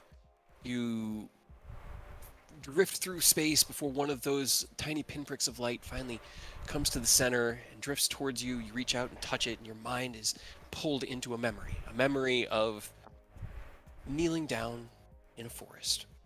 Mid-afternoon, sun beaming in through the trees above you, gentle wind on her, gentle wind on her face. She looks up, looks around, looks down, kind of looks at her hands and flips them over. Looks down and sees the staff and kind of picks it up absent-mindedly and lifts herself onto her feet. Looks in 360 degrees, kind of spins around on the spot before stopping at just like a random direction and walking in that direction. Roll me a perception check. Oh boy. God fucking damn it. Fire. Okay. She continues to walk away. And it seems that this is the earliest memory. Can I try and see if there's anything before then? Okay. You pull yourself out of that memory. Once again, Mia, you feel that kind of punch at the back of your subconscious of somebody pushing at things and tugging at things and digging, and it's not okay if it painful, hurts. but it's uncomfortable. Orius kind of holds your hand and is like, don't worry, it'll be over soon, and Aerith won't do anything to harm you permanently. Just trust him. That's Aerith, good. you find yourself back in that drifting space, and as you focus, push past all the lights, they get less and less and less, and you end up in just darkness. Doesn't seem like there's anything from before that memory. I guess I'll try and call out, see if anything answers that's not Mia. Okay. You call out into the empty space, and your voice echoes in your own ears, but as soon as it leaves your mouth, it's just flies into empty space with no reply. And there's nothing like a light or something to grab or anything around me. You refocus again, trying to remove some of the filters on what you're looking for, back on just earliest memory, you know, just to see if there's anything that seems dimmer or blocked off that you didn't see before. Roll me another perception check. Come on, this is to help her. Yes! 25, that is really good. You find yourself pulled back into that initial, that sea of dots and lights that you had passed before, and you find the one that you had touched and recognize it somehow innately as the memory that you had seen. You don't see anything obscured, anything hidden or blocked away, no doors. It's just what's there is all available. You touch another one, and it seems later in that same sequence. She's just walking through the forest, steps out at the edge of the woods, and kind of smiles as she hears birds singing in the trees above her. humming to herself gently as she walks through a field. You drift out of that one and grab another one. It's further in that same sequence of Mia arriving in Eriobor and going up to people asking them why her stomach hurt and then what food is and hungry and all of these things. And then you see Chad and you just keep going through these like this nest of the earliest memories, but they're all just that first day. I guess I'll try the first day and then see if anything else sticks out. Ow. Okay. You head back into that first day. Make me another perception check. Mia, this lasts for a minute. This will be the last one. Yeah. As you've checked a few of them. Okay. Okay. As you head back to this one, you watch as Mia leaves, steps away, and then you look back. The area where she was kneeling, it's not like it was burned. It's not like it was scorched or anything. It's in the midst of a grassy forest, one that you recognize. It's the forest north of Eriobor. All of the grass is blown outward from the center of where she was kneeling. Like a strong wind originated from right there and just knocked it all out and over from about 5 feet out from where she was kneeling when you first saw that memory. Huh. But nothing's damaged. Nothing's burned or broken or scorched. And as you watch as she drifts away, the wind kind of picks up and the grass lifts itself and just starts to reassert its normal structure, shape. Then the spell ends. Spell ends. You find your consciousness pulled back out of Mia's and into your own mind. Mia, you feel as that invasive kind of prodding and poking around in your subconscious finally ends, and with a relief. Whew. That was weird. Yeah. Here's the weird thing. That memory of you just being in the forest, that is your earliest memory. There's nothing before then. It's like an empty sea of space. Well, that is the first thing I remember. Could that be? I mean,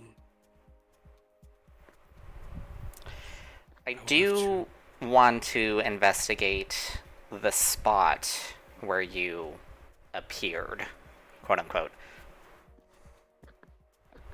Just, I don't know, something stuck out to me.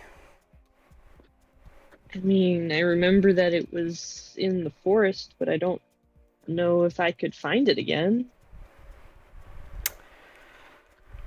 We'll see. I'll use more materials just to make another detect thoughts scroll, just in case. there you go. You could also just scribe it into your book, your spell book. I'll do that. You would just have to have it. You'd have to prepare it the next day, but at least Yeah. then it's on your preparable spells. So. Okay, cool. All right. You make your second copy into the book. Aureus kind of looks between the two. This has been very interesting and definitely makes me miss adventuring. But I really should be heading back to the temple. I will offer prayers to Ilmater that he help restore your memories of your life, Mia. And as always, I will keep the Wanderers in my heart. Okay. We miss you If too, you do talk Aureus. to him, if you do talk to him and say I said hello. I will. Kind of nods and then. Curious. Okay, that didn't work. He kind of just he raises his head and goes, "Just tell me what this is all about. It'll work someday." He trudges out of the room. He tried a divine intervention. Kind of figured. Never. He will say that he misses you too, Aerith, and it was good to see you. The two of you are left there in the library. Is there anything else you guys wanted to do? I will help Mia find some books on day-to-day things and stuff. I'll put her platinum back in her pouch, and I guess I'll keep it on me for the moment. Like I'll say like I won't spend it. This is very important money, but just to make sure that it doesn't go anywhere. Okay. Existence for dummy. Alright, it is 770 platinum. 770. Jesus, I'll just put it in my bag of holding. I hope you don't mind, Mia. Oh no. She's, I know Rose would be like, no, my money. she has no idea what it is. She thought they were like pretty little like toys or something. My first thought when you dumped all that money was noble, but you didn't. You like say you didn't have like an insignia or anything else, so I was just like, not a noble. Okay. You lead Mia into the greater, more public access part of the library, finding a wall of like self-help books, just basic, like how to, what is the name of it? Like how to Live make for dummies. friends. Well, it's like how to make friends and win at life or something like that. I can't remember the name of it, but it's just like how to talk to people. And you're able to check the books out. Mia, do you stay in a separate section because Aerith has to return to the arcane wing? I mean, she would probably just take the books and follow Aerith back. That's what I was figuring. Okay. That's Yeah. fine. You spend your evening until the library closes that night around 8:30 or 9, reading up on social etiquette and the kind of contract that people have with each other as to how they communicate. And make me an intelligence check, Mia.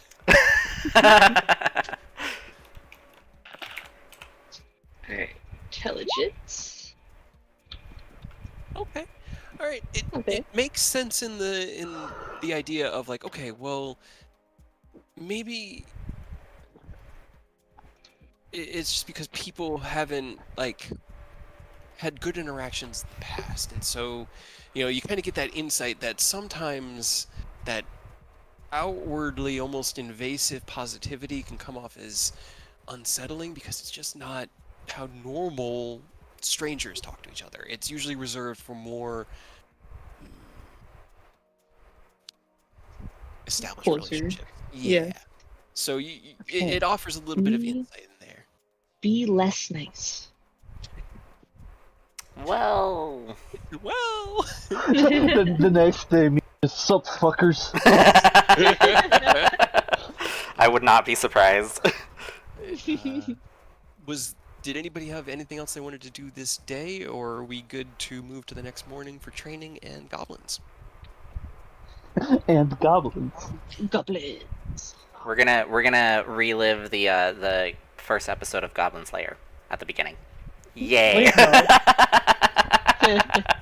If it's the one I'm thinking of, then no. I don't remember if I did meditation yet. You did, because you rolled You got the nat 20. Yay. You got a nat 20 fucking on it. Okay, yeah. But you will have another one in the morning. Yep. So. All right. Well. Mia will bring both Emmeline and Ken tonight chocolate cake. Cheer up, gang. Okay. Emmeline, once again, she thanks you and kind of like smiles at you and is like, I appreciate it, but it's not necessary, and if I eat chocolate cake every night, I will get fat. So I will eat this one because it's here. But Okay.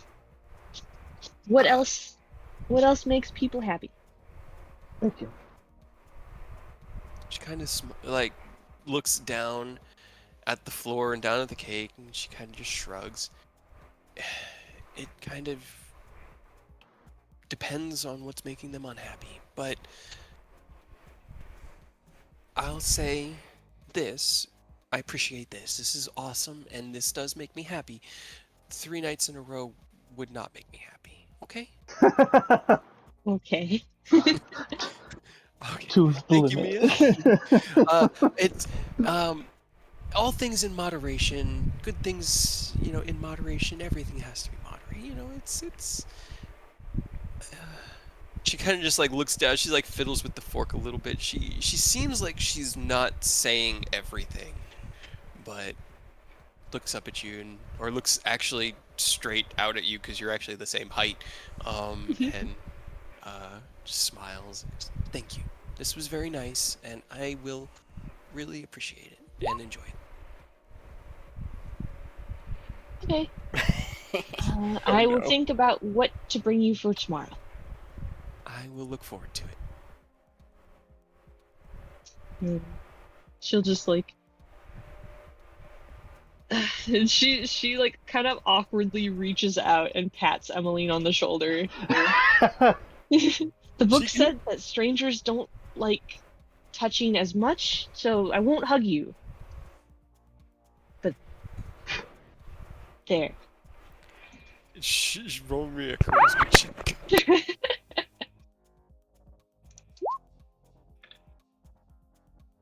She kind of like smiles and like reaches up with that one hand and pats you on the hand and goes, I appreciate it, but and the day may come where I'm welcoming of a hug. I'll let you know, okay? Friendship takes time and effort. She just nods and she'll turn around and leave. Yeah, and then as you leave, before the door closes, you hear from both sides, and the door closes. It didn't make sense, so she didn't really listen, and so she left. Nope. But then she brings Ken a piece of chocolate cake as well. Oh, well, thank you. I haven't had cake in quite a long time. I appreciate this. You're welcome. Food makes people feel better, and especially this stuff, which is chocolate. Discovering chocolate for the first time. That it is. Alright. Well, unless there's any other business or scenes you guys want to do tonight, you can take your long rest, regain your strength. Oni, your insignia was completed, and it was done evening of this day, so you could have picked it up this evening and had it ready for the next morning. Click that. Yes. I'll remove that. You guys begin your day with training, so let's start with Ken's wisdom training, just because it's a little bit unique. We believe in you, Ken. I'm sorry, I lied. See, the problem was you listened to Aerith and I not know. Oni. That was your first mistake. Yep. I'm so sorry, Ken. Life of genius? Okay, alright, well, 14's better. 14's better than 9. Okay. You find yourself in your meditation once again in that tempest of platinum energy whipping around and not tearing you, but kind of like pushing you side to side. You've come to accept the tempest and come to understand the power here within. But there's a lot of you that's also just excited right now for the day's adventure, for a guild job, a job that's not, the world is at stake. It's just goblins. It's just goblins in the woods. And so a little bit of that excitement pokes through, and it makes your meditations tilt more into the aggressive side of things, and doesn't have as good a progress as you had the previous day with Oni's assistance, but still a good day's progress. Okay. And then you guys can go ahead and do your trainings. So if somebody wants to roll, God, what is Takashi? Is he even still working on anything? He's still working on mobile, I think. I don't think he finished it. No, he was keeping track. Should be in his bio thing. He is. So somebody roll me a dexterity for mobile. from him. Not it. Not good. I don't want a low roll I'm always on my hand. happy to screw it up for him. There, I rolled well. Hey! That one is 4d6. Surprising. 4d6. And I'll tack it onto his bio for him. 14. All right. He's got to be getting close-ish. And then who is next? I'll go. All right. Go for it, Aerith. Roll me intelligence for Spell Sniper. God. Okay. Ugh. That is 1d6, my friend, unfortunately. I am upsetty. 5. That's not bad. 10?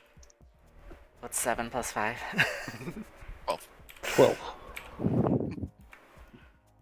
252 out of 275. Yay. Hey, So- getting there.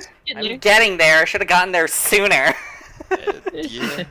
Spell Sniper, that's one of That's those a hefty one. A-list ones. Yeah. Yeah. I know, but still. Yeah. I guess since like Oni and Ken is kind of working together with their defensive fighter and mariner training. All right. Go ahead. You guys can roll Constitution and Dexterity. And I got advantage because I read the book yesterday. You did. And Mia was bothering Oni while we did this as well, but I can't remember. It's 3d6 for Oni, 1d6 for Ken. And what were you working on, Mia? Elemental Adept. And I know I was doing it like with Oni while he was doing the defensive stuff, but I can't remember what I roll. I think it's charisma, or no, Do I forgot. charisma. Yeah, charisma would work because it's Okay. your casting. I can't remember either. I have to think about it. Yeah. So, all right, that's 4d6. Oh, that's right. That's right. Just a 35 hit. I Yeah, figured and the 30. echo, the echo just goes poof. Jeez. I don't know. I think a 'Cause 35 it is a only miss. has It only has 1 HP, so if you hit the echo, it's gone. Yeah. But it's not like a like set cost resource because I can just keep resummoning. So anybody, any of you guys need like a target or something to deal with, the echo is always online for you. Very cool. What do I Yours- roll? 4d6. 46.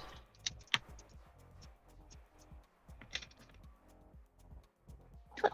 Alrighty. So your morning training concluded. You've got yourself a good breakfast. Horses can be provided for you guys to get up to the forest north of Eriabor. Is there anything else you guys wanted to do before heading out? Oh, it's like right up the road from Eriabor. It's so here, let me put you on the world map. If I can find where my world map went. I do have one small question, just because like outside of combat doesn't really matter. Can you whip me up like a black and white version of Oni's token just so that I have it for the echo? Yeah. I can do that once I find where's my sword coast? There it is. It's like, Where's the world? it's such a God. big map, and then it gets God so lost Sword Coast, like it's just gone now. where did it go? All right, so Eriabor is here. It's these woods here are the ones that have the infestation in them. Those are the same woods where Mia came. Yes, it's the same forest. I was kind of hoping Mia- to fly the. I was kind of hoping to fly the ship over there because I haven't Hey. flew in so long. Do it, man. You could do that. I thought you meant to We can like also- have ourselves fly ram a over. 'Cause we We can can ram a all bunch of goblins with his magic ship. That would be cool. Crash it into them. Crash it into the woods. No, because I We just rebuilt this. If you wanted to fly, it would be a shorter flight It would only take you about 4 or 6 hours by air, depending on the wind, to get to where you need to get. And Hendir had like because they'd sent out scouts. The guild always sends out scouts that don't interact with the job, but just gather the intel for the adventurers. They're Yeah. usually like adventurers in training that are working towards becoming, adventurers. But they know roughly where you need to start looking in order to pick up the trail. And they were able to describe roughly where the city was. It's deep within the woods. But they have cleared a pretty large space to make it, so might be visible. I just hate that we can't talk, like, none of us speak Goblin. Could you imagine how dope it would be if we got the goblins on us? We could send them to the fucking keep out in that lake and let them hold the fort down over there with the kobolds, and we just have a small contingency of goblins and Army of hobgoblins and kobolds. I mean, there's got to be Yeah. one smart enough to have learned another language. This is me being optimistic, which isn't good. Yeah, we got one shot at it because if they're not like immediately, what did you say? And they could actually talk to us, it's kind of like on site. We got to throw hands. They're goblins. Yeah. They're not really known for communicating that well, so like. Not really. Yeah, I kind of wanted to fly the ship because it's been so long. And Oh yeah. All right. Did you want to do any other preparations before you head out on the ship then? Horses need not be I guess provided. we'll do like a. I guess we should probably do probably buy some small supplies, because depending on how this goes, we might be staying out there for a day, Gosh, day okay. and a half. Go ahead and knock off about, let's say, 10 gold, and that's 3 days rations for everybody on the airship. Minus 10.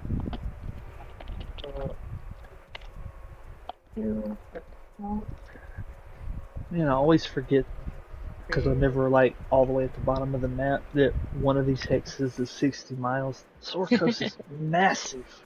Yeah. That's why we took so long just getting from Erebor to the Metallics. Yup. Let's not forget about the ducks. I will never forget about the Not the pirate isles. ducks. I'll never forget the Pirate Isle. That might be one of my favorite things we've done. I loved that. That was so That much was fun. dope. Crashing into a Dracolich's nest. Oh, Oh, God. I love that arc. Go on outside, Sky. Go on. You can go. All right. All right. Well, getting the airship secured, it's about 10 in the morning once you get the final bit of the biggest thing that you have to put on there is water, because you guys need quite a bit of water just to drink over the next few days. So it's about like 4 or 5 big barrels of water, food and non-perishable supplies and things like that. But it's about 10:30 and you are cleared. Wow. Once we, I guess I should probably also attune to the Soul Shatter orb All to right, have them to my gauntlet. got it. Because I completely forgot until now. Mhm. Yep, and you are the guy with like the most attunement slots, so we definitely need to make sure we get you things that you can use. Take advantage of that. 5 Man. attunement slots. Ridiculous. Right. Hell yeah. So about that Alright. belt of fire giant strength. Oh, wait. I'm sorry. I will never let you live it down whenever Maybe the we need should have arises. kept it and just kept being strong. Hey, I would like to reiterate that Aerith gave Rose the Black Dragon mask, so everybody makes mistakes. I didn't think that she would go rogue. That was never in the cards for Rose. Oh. All right.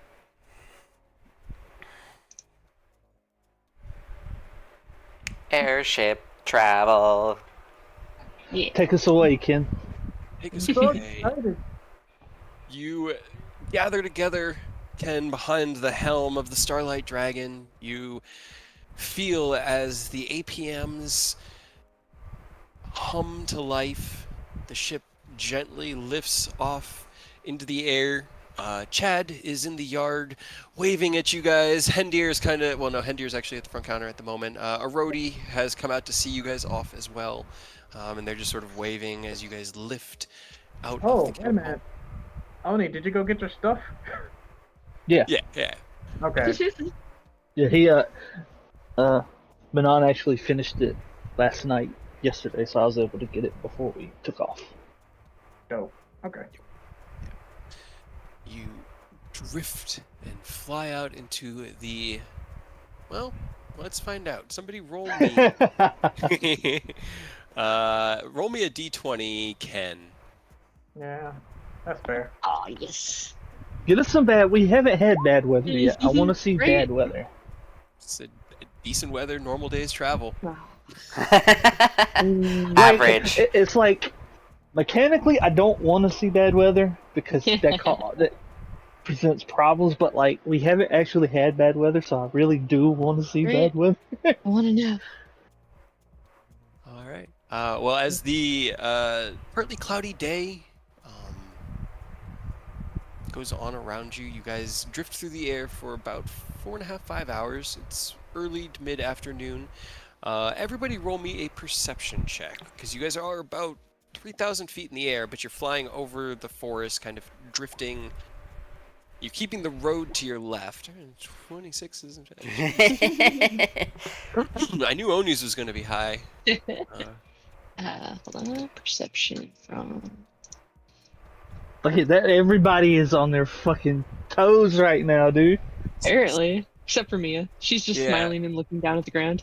Mia, you are She's just like, watching- they all look Oh, like that's cool. ants. The world gets so small and it's so far away, and it just like there's this It's so moment as you're green. drifting off where you're looking at the city, and then all of a sudden the entire city clicks in and you go, oh, I see the middle tier, because you can now see from where you are where the city is kind of three That's what steps. Ori's meant. That's what he meant, where it's built like the river, and then there's the middle step, and then there's a top step, and you're just fascinated by the sheer scale of it. And yet you look over to one side, and the mountains to the east are still towering up over you, taller than you are, and you're thousands of feet in the air. The rest of you have your fucking eye on the prize. You spot first the slight bit of smoke kind of emanating out of the forest right around here. There's, from the distance, it's just this little trail that is really hard to distinguish. Takashi's the only one who can really see it and points you in that direction right off the bat, over in that way. Now, thousands of feet in the air, this forest is probably 50, 60 miles. From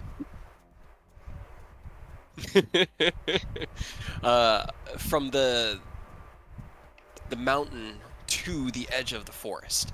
But you do see a spot, and let me get an actually accurate measurement.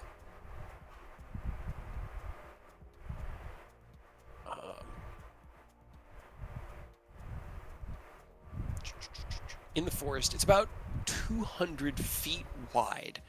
The center of it, you all can kind of, you're peering at it, and it looks almost like it's like grubs on a log. Like this tiny bit of undulating movement. And you look down and you can see wooden palisades building an entire wall, about 5 feet thick. The wall, even from your height, it's hard to tell how tall it is, but the goblins have cleared the trees around it about another 30 or so feet out. So it sits as this like splotch of dead space in the middle of the forest. Obviously, the wood from the trees has been repurposed into this massive... You kind of got to agree with him. It's almost like a city. It's got buildings, there's like a platform in the center, and Oni and Takashi in particular...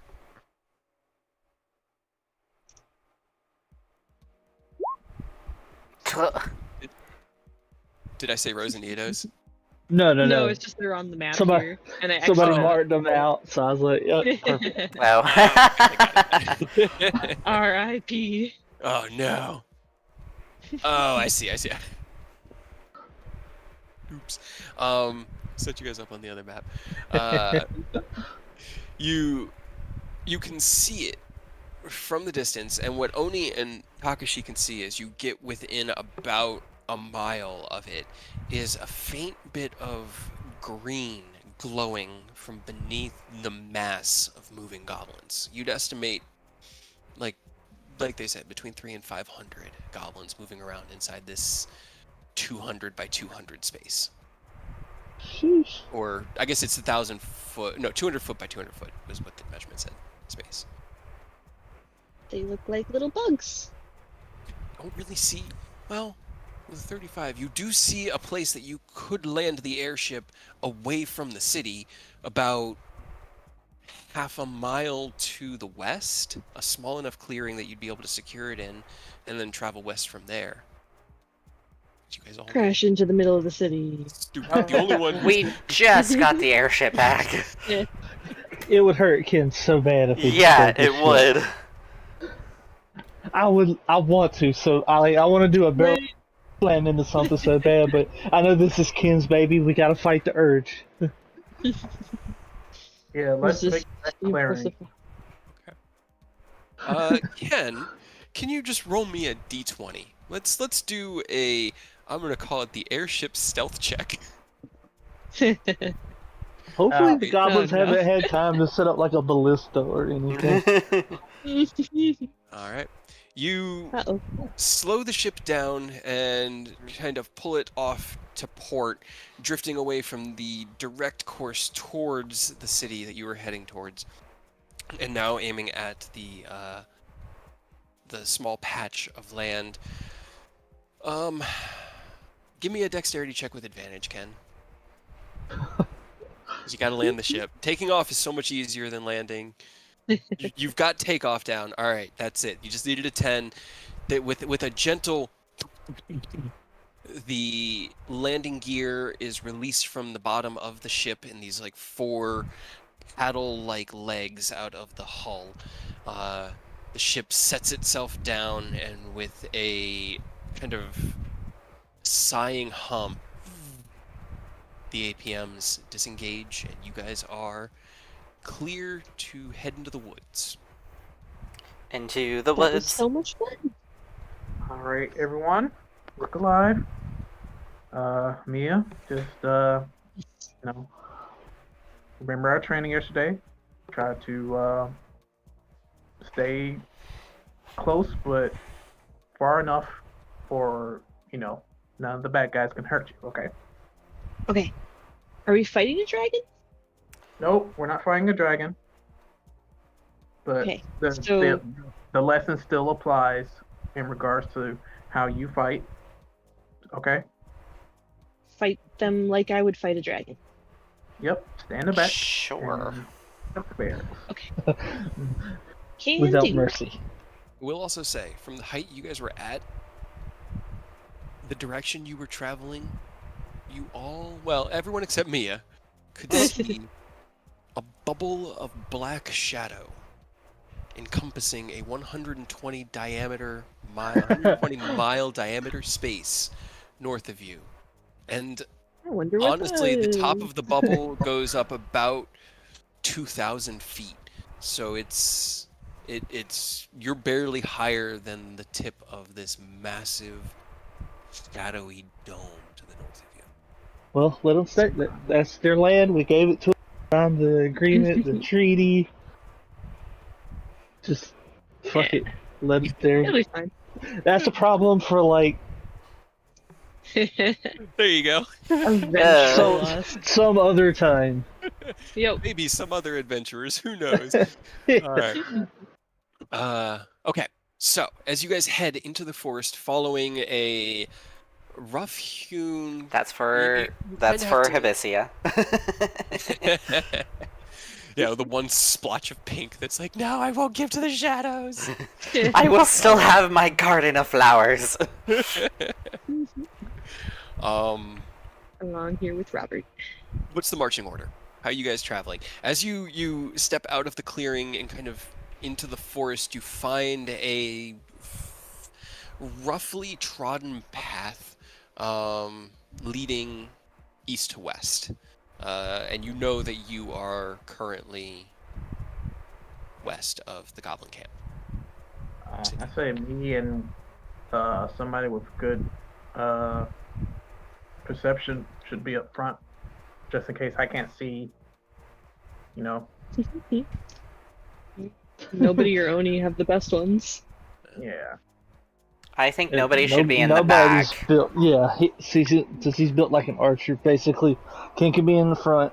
Oni can flank Ken with the echo. So we got 3 people at the front, and then you 2 can be in the middle with nobody at the rear. Yeah. 2 minutes. Let me get. Oh, I clicked it on the first one. Hell yeah. Should be able to.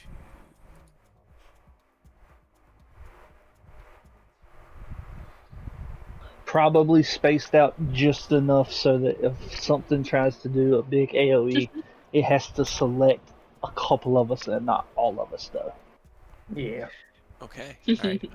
I will say this. I'm going to draw a block. I'm going to give you guys a deployment and a narrative because everybody roll me a perception check. Ken and Oni, you can roll yours with advantage as you're leading the party. Absolutely average. Okay. Ken, you can see them. Mia can see them, or nobody can see them. Ahead I of actually you, rolled well that time.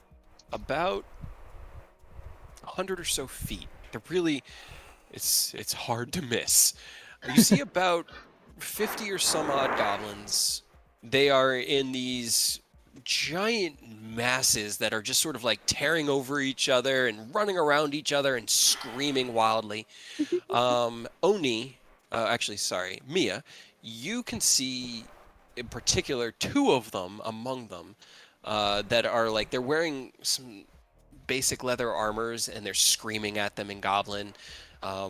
Something just unintelligible since none of you speak Goblin, unfortunately. I want to scream as Goblin. I love screaming as goblins. I mean, Aerith can You can pop scream. that comprehend language. I He can. He just won't be can able to talk to him, listen. but he can Yeah, we can't understand. say anything back.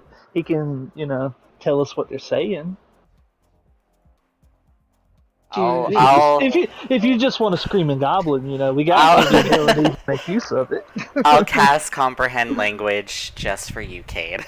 You hear, in a box. We saw it. It landed. We've got to go and find it. You idiots, get in line. Stop fucking around. Oni, as you hear this unintelligible like garbling, the only real word that sounds like a word is Goblinopolis. Everything else is just sort of incoherent. You look up to the left and you see this man on the top of a cliff What looking man? down upon everybody. I need everybody to roll me a stealth check as you all are moving through. Stealth. Oh, not bad. All right. Is this like a sound-based thing? He's watching the road, so it's more of Okay. Will he notice while us? you're moving. Yeah. Well, I mean, I was asking because if it's sound, I got advantage because of the boots. But if he's watching, Damn, Mia. That was I'm surprisingly stealthy. I did not expect that. all right. As you all creep up, you hear the goblins ahead of you screaming in Goblin at the masses, and the masses kind of like, yeah, no, give me that back. That was my dagger. No, it's my dagger. What's my dagger now? That was actually Steve's dagger. Shut up! You just it's like in incoherent goblin madness. We're gonna go ahead and roll initiative. You guys have a surprise round. That black. Here, let me move you Hell on yeah. to the map. Okay. The black square will Oh, represent no. employment. God. Look at the tokens for. Right? I God, mine felt was like a like horde zoomed of in. goblins would be better than They're 25 goblin so. tokens, right? My map was immediately zoomed right in on top of one of those, so that's all Yeah. I saw. Was bam, giant writhing horde of goblins. Oh man. Also, I am gonna need 1 token for my echo. Ah, yes, that was. I knew I was working on something. I had it. I just got the. It doesn't even need to be anything crazy for only just something so that we have it to mark that's where the echo Where it is. Yeah, yeah, Really? yeah. I actually did it in a better way than I did Eris's, because Eris's I tried to make all like really cool and black and shadowy because I wanted this exact effect that I'm doing with yours, but then you were like, just make it grayscale, and I was like, why didn't I do that with Eris? It's like much easier. Don't worry, Cade. We still loved it. It was so great. Hell it was yeah. so perfectly Eris. Where's Oni's token? Hell yeah, guys, we're pretty good. Jesus. I don't know if this is good. We're rolling fire like this. This makes me think we're about to get our shit kicked in. I mean, I know I will. Right one, it's the lizard folk. Here we go. I need to go and just do photos, edit, grayscale. Boom. Look at those fucking mad. I can't get over it, dude. There's I so can't many. get over it Look either. Look at how many spaces one of those things takes up. There's so many fucking goblins in one of those. There's 2 of them right here. Each one of those represents 25 goblins. Oh boy. Alright. Let's... Big Oni, hell yeah. There you go. There's your shadow clone. Okay, okay. Shadow Clown. And rolled a 9. Yep. Oh, Ken. Just wherever you want to situate yourself, Ken, Oni, and the Echo will kind of fall in relatively close to you. So wherever you decide you want to start, that's where it'll be. And I'm a tank, so I gotta be up front. Gotta go do tank things. So, you guys have a surprise round, which means that in D&D, they start as surprised, and when they finish their turn, they're no longer surprised. They use their first turn being not surprised. So, because I know that other ones do it differently. Aw, man, you rolled a natural 1. That's so... Okay. Yeah, you were the one who was on lookout, the one who was watching. Oni, as the party creeps forward, making nary but a sound. Right. Yeah, forgot to You roll that in the see morning. the horde of goblins ahead of you. What would you like to do? It is your turn. Okay, well, unfortunately, Ken rolled the lowest, so Oni's gonna creep up with his clone. And I'm going to give you the clone so that you can creep with your clone. Clone creep. Bam. Now you should be able to move the token.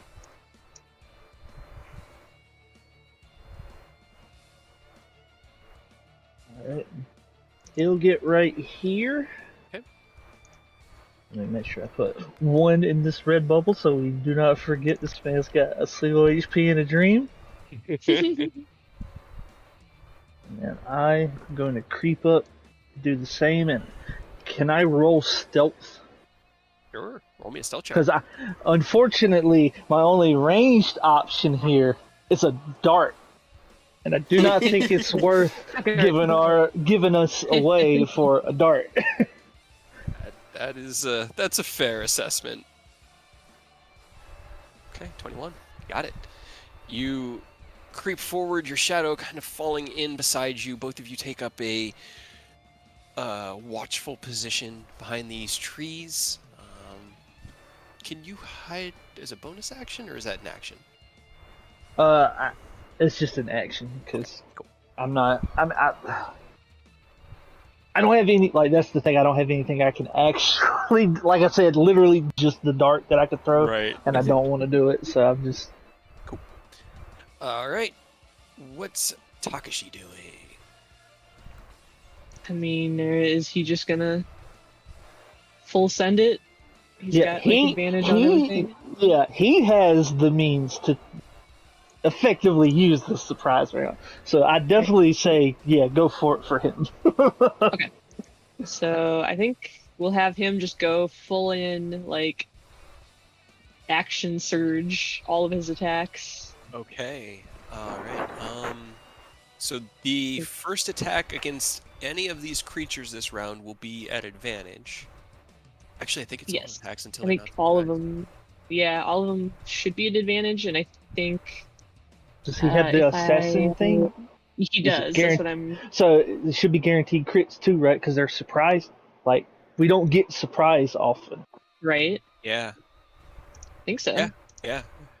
And you guys did. I had a passive. You had to beat a 20 in order, or as a group check. It was a group 20 DC for stealth check to get the surprise round, and yeah, that did it. It did it. Oh yeah. Right. So he has 4 attacks, right? With Yes. with the action surge. Mhm. I guess just put 1 into each of them. Okay. So, I know he had the thing set up for Elven accuracy, but I don't know how to use it. So I can just roll like a shit ton, I guess. I'm gonna copy and paste it to you, and you can just paste it into Discord, okay? Okay. Or paste it into I think he Roll20. actually has it right here. Actually, hold on. Copy. Is it tied to his token? No, he has it like written out for me to copy. Ah, yes, he does on the bio. Hell yeah. 1, Kyle thinking ahead. right, 2, 3. Hell yeah! Well, they're all. Not that it matters. Yeah, Right? every one of these is fucking hard on all 4 of these sets of enemies. But I can All roll. right. I was gonna say I can roll from that one, but it doesn't actually like do the thing. So the first So I'm one gonna have to- has sneak attack, and is the first attack into the big hordes or into the little ones first? I'm just gonna go top to bottom. So first into this guy, second, third, fourth. Okay, all right. And so sneak attack. Which one are you putting sneak attack in? The first one. Okay, so he usually like clicks his longbow, like Yeah, I actually rolls didn't- something with it, That's and what I then was uses trying that. I was trying to hopefully get it to like crit, but it did not. Because otherwise, I have to figure out how many dice to do. I know. Roll But damage it's okay. with sneak attack. Okay. And then it's an additional 2d6 and 1d8 on that one. 2d6. D8. Okay. So it's 31, 40 points of damage. Got So it. the first guy, All right. and then that's plus the same thing. It's just plus the 1d8. Roll d. They keep doing weird stuff with 1D&D. They should in 1D&D they should give the rogue a subclass that lets them crit if they hit and sneak attacks applicable. They should be able to do it up to like proficiency per turn. Just let them go fucking hard. That would be so hard.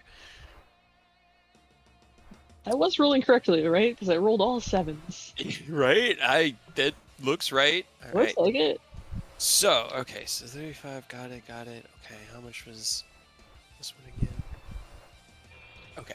As Oni darts forward and into the shadows, you watch Takashi draw the arrows in rapid succession. Bam, bam, bam, bam! 4 shots across the entire gap here. The first one slamming into the side of the boss's head and sending his head kind of spinning off to one direction, right as he was like screaming, "For the glory of Goblin Top!" And he's like in the side of the head and like spins around and has like cuckoo eyes. The next arrow slams into the horde, cutting through 3 or 4 of them and just sending their bodies flying into the distance. The other 2 pretty much is the same. Wham, wham! These unexpected, brutal hits, but they are still there, and now they know that they are in battle. So this one will go, what the fuck? And now it's Mia's turn. What the fuck? Alright, I also think it's kind of unfortunate and yet really funny that you guys finally got a surprise round, and Takashi rolled higher than all the enemies on initiative. In one of the games, Kyle's not here. I know. It's so sad. Never gets used as assassinate, and here it is, just like, oh, well, all 4 attacks. Sure. Hopefully, maybe he's watching. I don't know. He usually Bonus watches at the action beginning. hid. Did you want to do a Yeah. bonus action hide? Yes. Okay, roll me a stealth check from Takashi.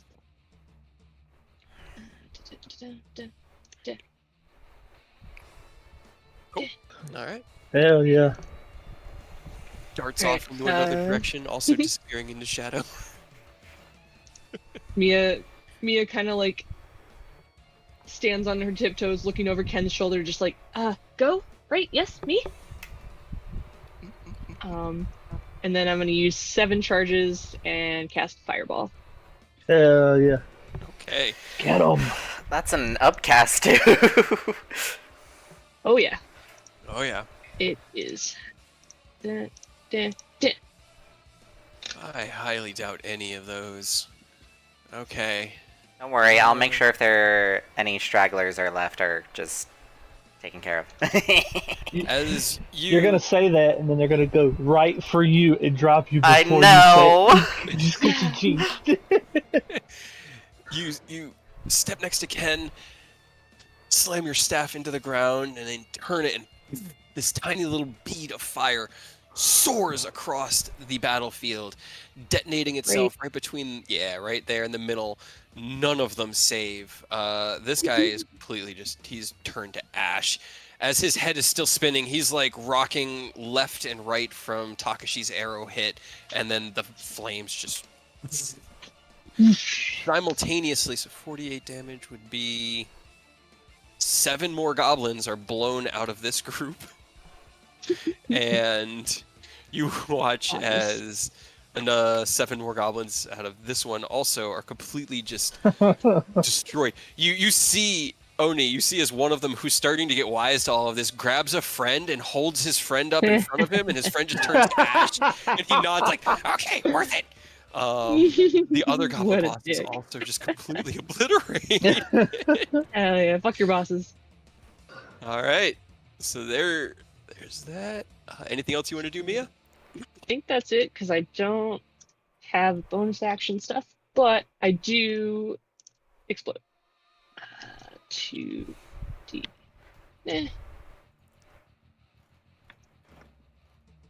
So 89 or 35. 89, you become invisible for the next minute. During that time, other creatures can't hear you. The invisibility ends if you attack or cast a spell. Sounds 35 pretty is your handy. age. I guess I'll be invisible. Okay. Well, you don't want to As you age? let out Right. this bolt of fire that explodes in a massive fireball. Just huge. You've seen Aerith cast fireball quite a few times. I don't think you've seen a 7th level fireball. No. Definitely a bit bigger. And as she beams with pride, shoop, she disappears.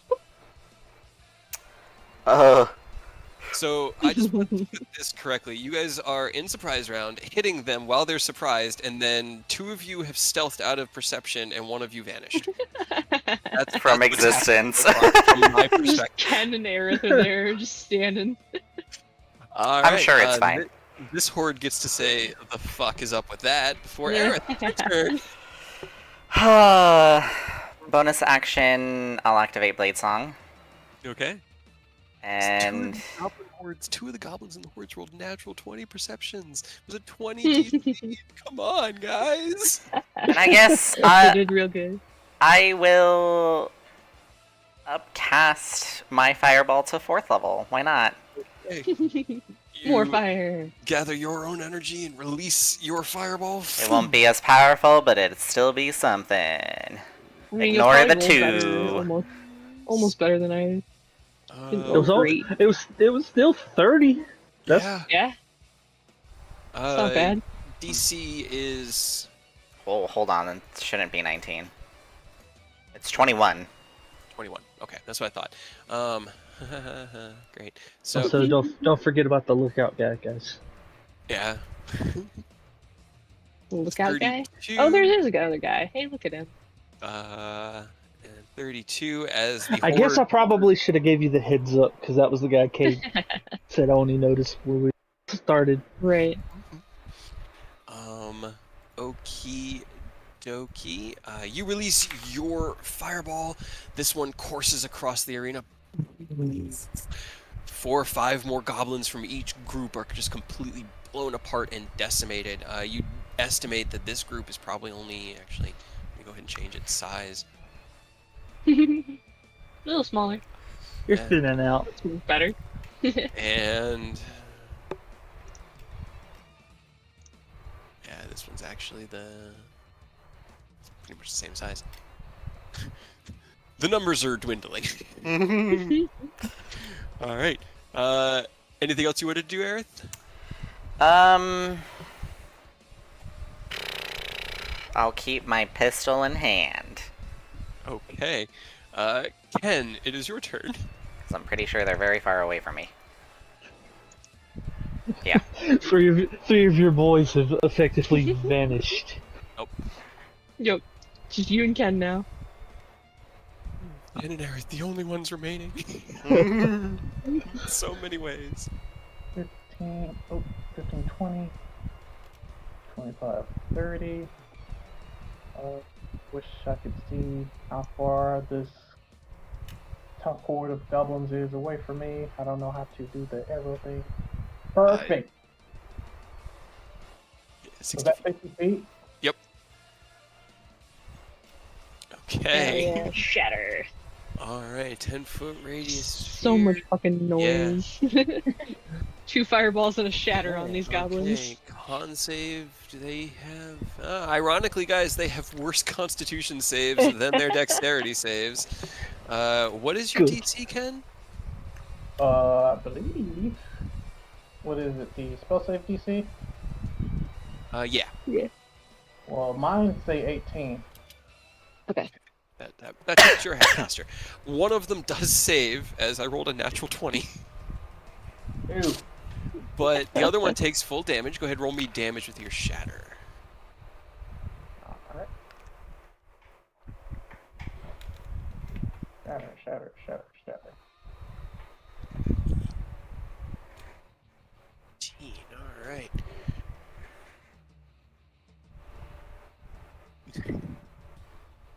And Two what- goblins in. Do I see this lookout up here? Roll me a perception check at disadvantage because it's in the midst of combat and not taking a full action. If not, it's no big deal. How much Yeah. somebody else?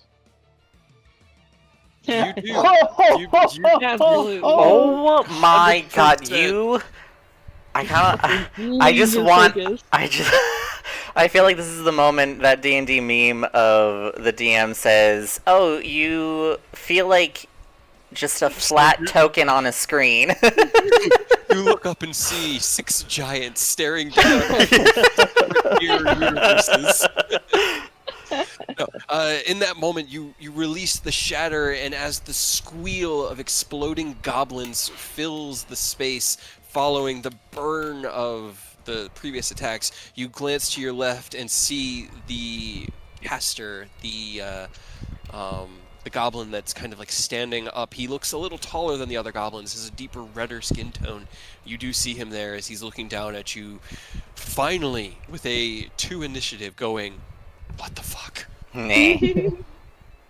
Alright, unfortunately, sorry, I got ahead of myself. 13 hits, go ahead, roll damage. Oh, Just little hell, baby goblins. They're just get goblins. 'em. I'm gonna add lightning launcher to that. Okay. Trying to see, is that D6 or D8? I think lightning launcher is D6s because it's range. Yeah. Yeah, and the thunder gauntlets at D8. Hell yeah, dude. Jesus! As this hobgoblin looks down over the battlefield, it kind of like seeing everything going off and realizing what's happening. It's still surprised. Your bolt from Vidofnir coursing with electrical energy fired from the cannon on your back punches through the right side of its chest, and it reels back and like reaches up to hold the wound. It's still alive, but that was about half of its hit points. All right. It then goes, what the fuck? Oni, it is your turn. What would you like to do?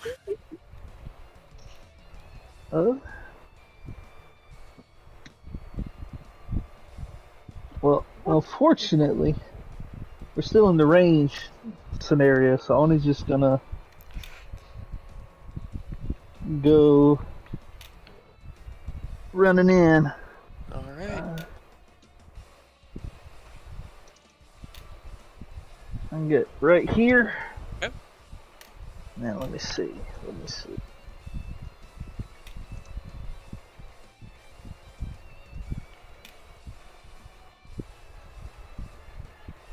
I'm gonna spend a key point to bonus action dash so that I can get up here. And then just gonna attack. For it. Oh. Unfortunately, the natural one does miss, but the 21 and 25 both hit. 7. Gonna turn Booming Blade off now. I like how you still have Booming Blade. Oni darts forward and with a final kick leaps, and with his it's just hand-to-hand weapons, right? It's the Yeah, it's basically like half gauntlets almost, that like arm thing that you see a lot of old school martial artists wear. Same with the feet. It's not full gear, it's like gauntlets and greaves, but they're no, I don't know how to describe them, but covers the forearm and like the calf, yeah, right? Yeah. Okay.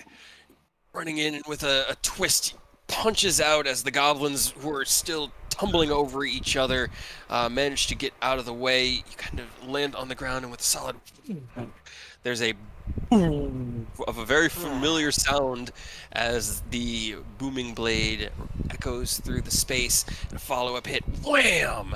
The horde is still there, but you took out all but 2 goblins. Okay, then how big are goblins? What happens? Like, does that shrink their scale? Technically, yeah, this would actually Okay, be, then they're small. then move all 5 feet back because Crusher. All right. So go ahead. Feel free, goblins, to run at me and set off. I'm right here. All right. They are very confused and like there's like 2 that are tumbled over each other and like picking themselves up off the ground. Takashi, what's he doing? Pew, he's pew, gonna take pew. out. Yeah, he's gonna take out the guy over there Okay. You know, first. Seeing the bolt from Vidofnir, Takashi directs his attention up and to the left. I'll use steady aim so that I can have Advantage. advantage. All right. Copy. First. Steady aim. That's a 22. Hell yeah. It didn't add the It plus didn't add 10. the 12 for some reason. Yeah. Oh, I think because I had copied it wrong. Yeah, you copied the minus. I copied the whole thing, actually. Oops. But That's definitely still landed. right. Um, And I forgot to do the sneak attack, so that's a 2d6. Yep. And then damage from the first arrow as well. Because the first arrow would have been a 22 to hit. Because he has or 23, which definitely Oh, hits. yeah, There's no I AC just 13. clicked on that just to get something to roll, but yes. 29 also hits. Yeah. 25, 35, 47. That is it. Two quick shots from the arrow, and as it's still reeling from the partially scorched and heavily bleeding puncture wound in its shoulder, the first arrow hits it in the gut and it reels forward, and the second one right through its head, and it just tumbles back and falls off the cliff. I'm just gonna cut it by 10, 15, 20. I bet he thought he could get away and warn his friends. You don't. Yeah, he was. Alright, that's it. Alrighty. The next is going to be how smart are two goblins? They're geniuses. They're like savants, and that's why they've survived so long. Roll me your booming blade damage. You just got to do more than 7 damage. Okay, so one of them scrambles off the other one, and Aerith, you hear, "Damn it! I gotta do something!" And it jumps forward, and as it does, it goes, and it just explodes. There's now only one goblin left In the pile. in that pile. It's just one goblin looking at you like, this may have been an error. It does actually have a javelin, though, like a little spear. Go ahead. You only need a 25 only right now. It was a dirty 20. So when I was making the hordes, I pretty much figured if a horde could use its entire round of attacks, it would have advantage. But I'd roll 50 d20s and only natural 20s with you guys. All right. Well, it kind of panicked, throws this javelin that just sort of clatters to the ground behind you, Oni, and Mia. It's now your turn. My turn. Okay, I am going to. You are currently in this one. Yes, and no one can hear or see me unless I attack. But 5, 10, 25, 30. Right behind Ken again. Okay. And then probably scare the shit out of him as I cast Chaos Bolt on this guy. Okay. I love Chaos Bolt so much. Wait. That hits. You didn't roll a 1 to hit. Chaos Bolt is Dante's favorite spell. Okay, 6 and a 7, which is poison and psychic. Okay. So you can choose whichever one you want, poison or psychic. Make his brain explode. Right. I will do. Yeah, I'll do psychic. Psychic is fun. All right. You cast the Chaos Bolt spell, rematerializing just behind and off to the side of Ken. The bolt warbles through the air before finally twisting into this light purple mass and then vanishing right before it hits the horde of goblins. You see as 2 of their heads just explode. And there are now 5 goblins there. Which would actually... No, they'd still be... Technically, they need 1 more to go down 1 more size. They're just a bunch of little guys. They're just the little guys. It was like Ken asked me last week, for a guild job, and I was like, thinking this week, I was like, the only guild job that I've given them that they didn't take was the goblin job. Huh, I wonder if I could just repurpose them. Now they've industrialized. More. Right? At time. All right. Anything else, Mia? I don't really have any bonus actions, so I'm good. Okay. All right. I have 5 gobos left in this group. They are going to panickedly just swarm the closest one to them because they're hordes. They can occupy the same space as you. None of them hit you. Oh, wait, hold on. I have 2 more. I did the wrong amount. None of them hit you. As they swarm in around you, swinging with these like rusty daggers and light clubs, you just bend and weave and twist and dodge and redirect, and they can't touch you. Aerith, it is your turn. The eye icon should be off, by the way. It should be, yes. I am visible again. Step there. I will take a shot. Pew. Because I'm pretty sure I'm within 60 feet. Yeah. Yes. So... Pew! Hell yeah. That does hit. Yeah. You. All right. Your blast Why does it keep showing? through 2 goblins, sending them spraying out into the distance and reducing this thing to just 3 goblins remaining. Eldritch Blast. All right. 1 on each goblin. Whoa. 1, 2, 3. Okay. Roll for damage. The magic number is 5 on each of them. Easy. Damn. Light work. Damn. Okay. One of them pops. Okay, well here, now I'm at an impasse, because that's actually how much health the horde has left. So Oh. mechanically, that would have been exactly as much health as they should have taken. So I will give it to you. I got you. Yeah. Only just scoops them up as the blasts are coming, and he makes sure each one takes as much as you need to get it. Yep. Yeah. With as the blasts are coming in, only redirecting the weak-hearted blows from the goblins, smacks one into your Eldritch Blast, another into the Eldritch Blast. Your final one with enough force to just send it just into a green smear on the ground, and that horde is gone. I'm doing good work. That's exactly. They had Wait, 14 hit points left. goblins. All right. Anything else on your turn, Aerith? That'll be it. Alrighty, Ken, it is your turn. There is a single goblin remaining, and it looks Get him, kid. very concerned. Get him.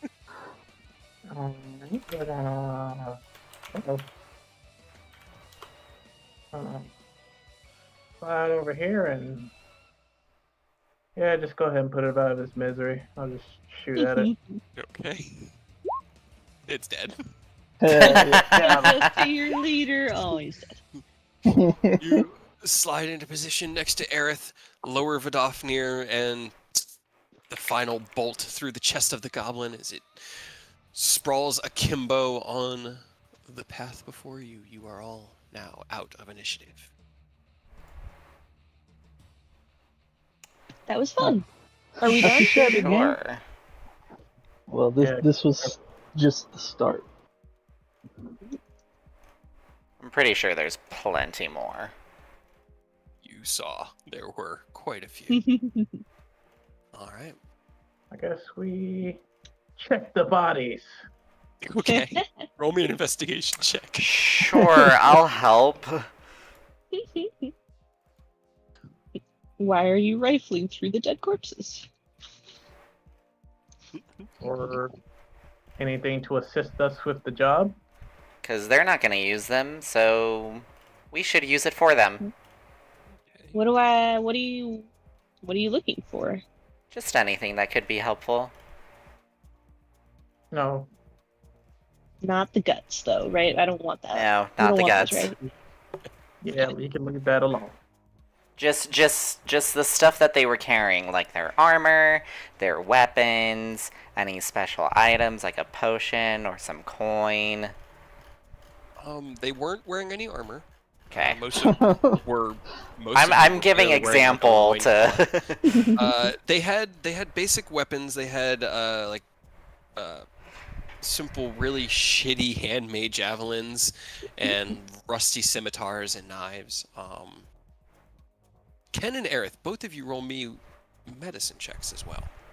Because you Medicine. both Ew, rolled gross. really well in your investigations. Nope. Okay. Stop copying me. So, both 21s and then both 6s. Right? Right. Stop copying me. Let me see. You should have did better. You got a 2. Shut up. Technically, he rolled better than you. So in looking through the goblins, you find the basic equipment they were carrying. The bigger ones, let's see, that died at the beginning, their gear looked a little bit better, and they had a like a really crappy, rusty chain shirt that the two of them were wearing. The one that was up on the cliffside, let's see, where is one of them? He had a quarterstaff, but it didn't seem like inherently magical. It just seemed like a He's got a stick. quarterstaff. He's got a bow. stick. Get him. But what you notice, there's something strange about the biology of them. Like you have both been precipitous to many creature deaths. You've killed dragons and humans and every type of thing in between, all the way down to encountering a literal stalagmite with a mouth with tentacles that you fed kobolds to. Oh, that's so long ago. You haven't really, like, there's something that you can't discern, but is strange about the biology of the remains of these goblins. They're greener. They're more like, it's almost like it's necrotic in like the way that it smells, or pus-like. But it's more just offensive than anything that you can understand with 6s on your medicine checks. Yeah. Okay, so we go with patterns. Check. Mia would have like pretended to look once she smelled it and just like, oh, didn't find anything. He had some gross looking meat. Do you want that? No. No. Good, because I don't really want to touch it. We need several handfuls of that meat. Oh. Not joking. She had like already started to lean down to do it, but like, oh, thank God. Alright, I guess we can continue on. Same formation as before. Everyone just keep your eyes open. Yep. And hopefully, this mission can... You know what? I'm going to retract that. It never goes according to plan. So let's just... It's gonna be fine. Should I bring up the tech talk again? Let's just Everything's gonna go great. protect each other, and then we'll just, play it by ear. I'm realizing I might need a little bit more space on this map. Give me 1 second. Oh man, there's gonna be so many hordes. So many guys. Yeah, I just gotta chill. Yay. Alright. Why is... Alright, there you go. Oh, that'll work. Initiative tracker. So, you get back onto the path, taking on your marching order. How are you guys proceeding? Are you going just Don't be along the suspicious. road? Are you Don't going to be be trying to suspicious. stealthing? No, I'm kidding. Trying to be stealthy. Yeah, definitely gonna at least Heard be they try go- to. Yeah, we're going to try, but I'm pretty sure they heard the fucking explosions. All the It's less. explosions. Yeah, it's less that we want to Shatter. go like that. We don't want them to get over there. We just don't want them to expect where we're coming from. Right. Yeah. Okay. So.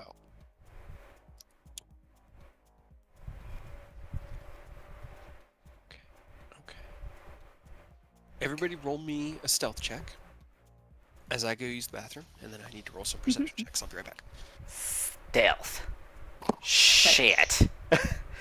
Nice. What the hell? At least there's two of us with really high stealth. Right? Only just Takashi.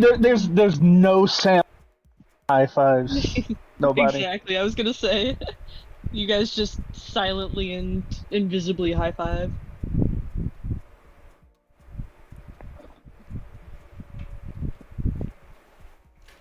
Don't be suspicious. Don't be suspicious. Don't be suspicious. Don't be suspicious. Don't be suspicious.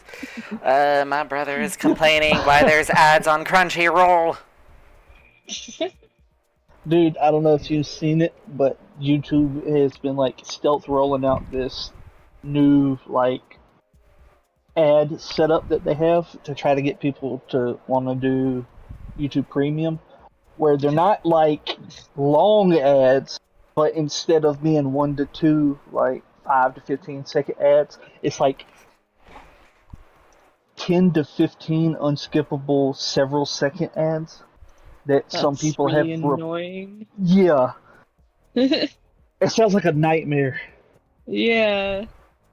What's a nightmare? So, they got a new weird like trial setup YouTube's doing. Not it hasn't been happening everywhere, but people have been reporting that instead of having like 1 to 2, 5 or 15-second unskippable ads, that they've had ones that are like 10 to 15 low, like 3 to 5-second unskippable ads instead. Yeah, I had read about that.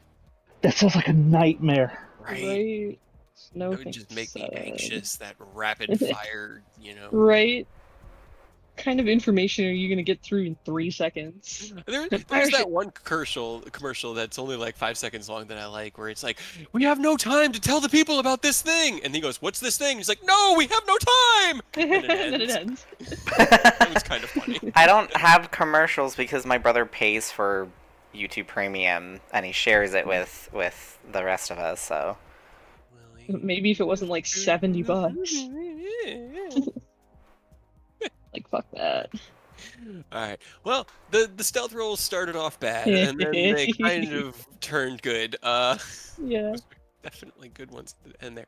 Okay, so same marching order. You've got Oni at the front flanking Ken with his shadow, Takashi in the back with Mia, and Aerith between the two groups?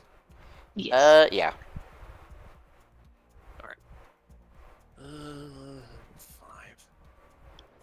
Alright, yeah, I ran to grab a drink. I was still listening, You came back right as I was getting up to go grab one. I was like, oh. I should have been more fast. No, you're all good. I peed really quickly because I had to go so bad. Okay. Alright, so as you all proceed along the path here, you can see that this path was actually trampled down by goblins. There's just like this clear set of tons and tons of footprints that have just been running, mixed with handprints, mixed with claw prints. There's a few like face prints and like where they just trample over themselves and each other. You follow the path before it sort of twists a little bit to the left, and you can start to hear in the distance ahead of you, the path winds and up over a hill, small hill, and then it crests. And as you come over that crest, the tree line ends about 10 feet ahead of where you are right now. The path stretches on forward out of the tree line, and then at about 40 feet from the tree line, you see a massive, rough-built log palisade wall that is probably about 12 to 15 feet tall. It has a large wooden gate not directly in front of you, kind of offset a little bit to the right of where you are, and you can see goblins up on the wall, half a dozen to a dozen or so, just sort of patrolling along the wall. And as you guys creep up, they don't seem to have spotted you. Man, I just had a really bad intrusive thought. Do it. Do it for the lulz. No, not this one. Are we gonna blow everything up? I hope I was so. about to say, it would have been really funny if I managed to like get my Ascalon rolls up high enough prior to this. Just go drag home and delete the fucking building. Hell yeah. That'd be hilarious. Aerith, you do Sick hear Ascalon on them. a couple of them shout back towards each other in Goblin. Keep your eyes on the path! I heard shenanigans! I'll relay the Message. I know you guys are actually a little further out, so this is where the path ends. I figure like Oni and Ken are probably right there. I just wanted your tokens on this map. Okay. Yeah, this like black line here is the tree line. That's where the trees are just filling that area in the path. They have like an actual just fucking walled in town. Yes. Crazy. Real Trees quick, around. Vox, can you check on Crunchyroll to see if you get any ads on any of the episodes? I can check after we play because I use it on the Xbox. Yeah, that's And I fine. do not have access to that. But yes, I will check.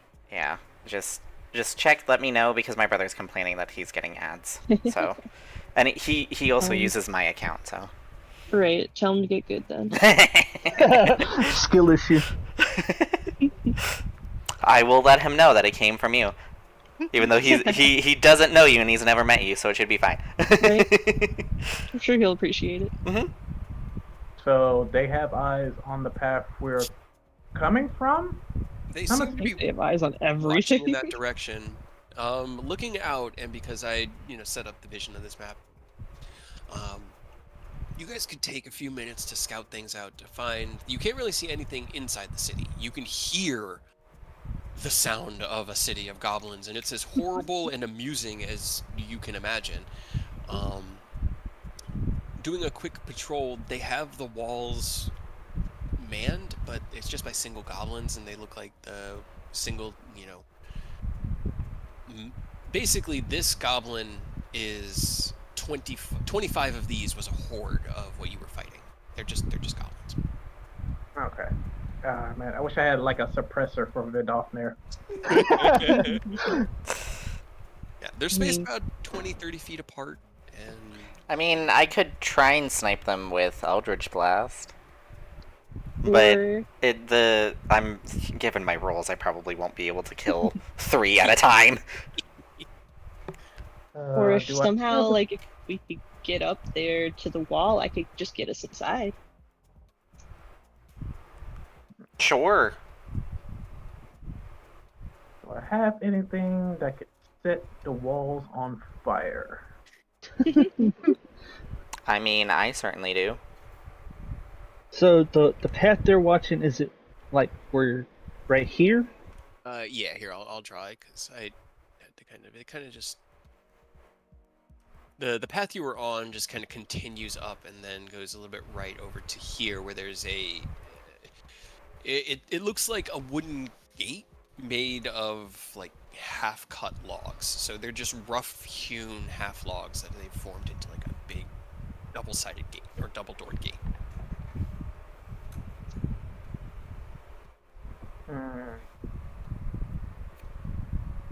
Well, we know they are watching them, so maybe we don't go directly up the path.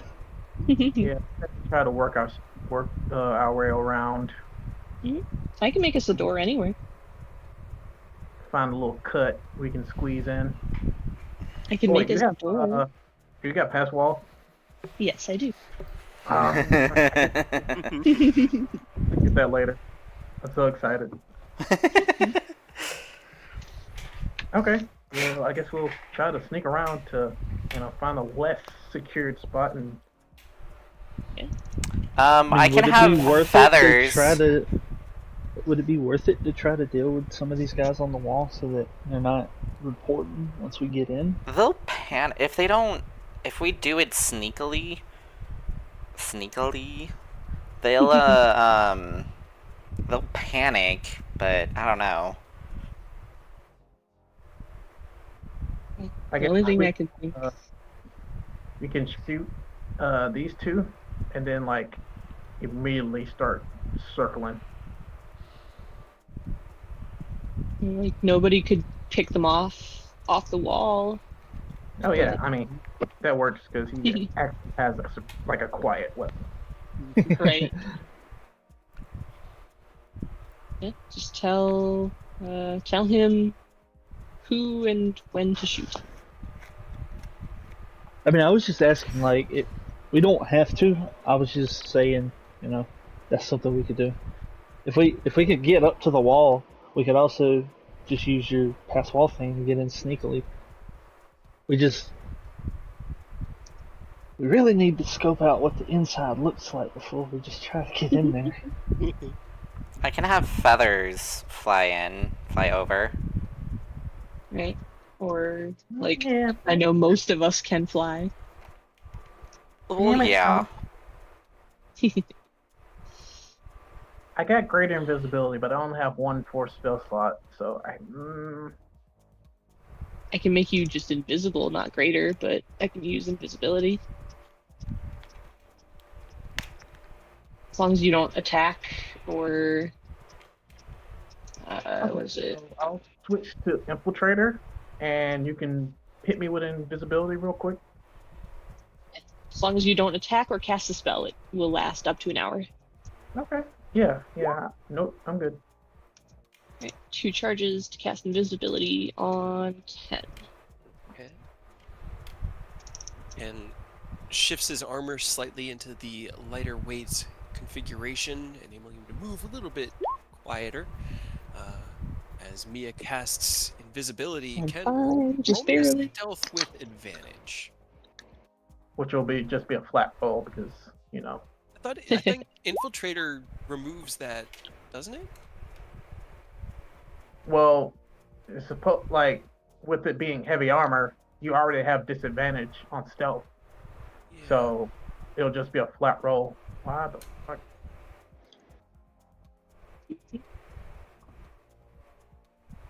Hmm.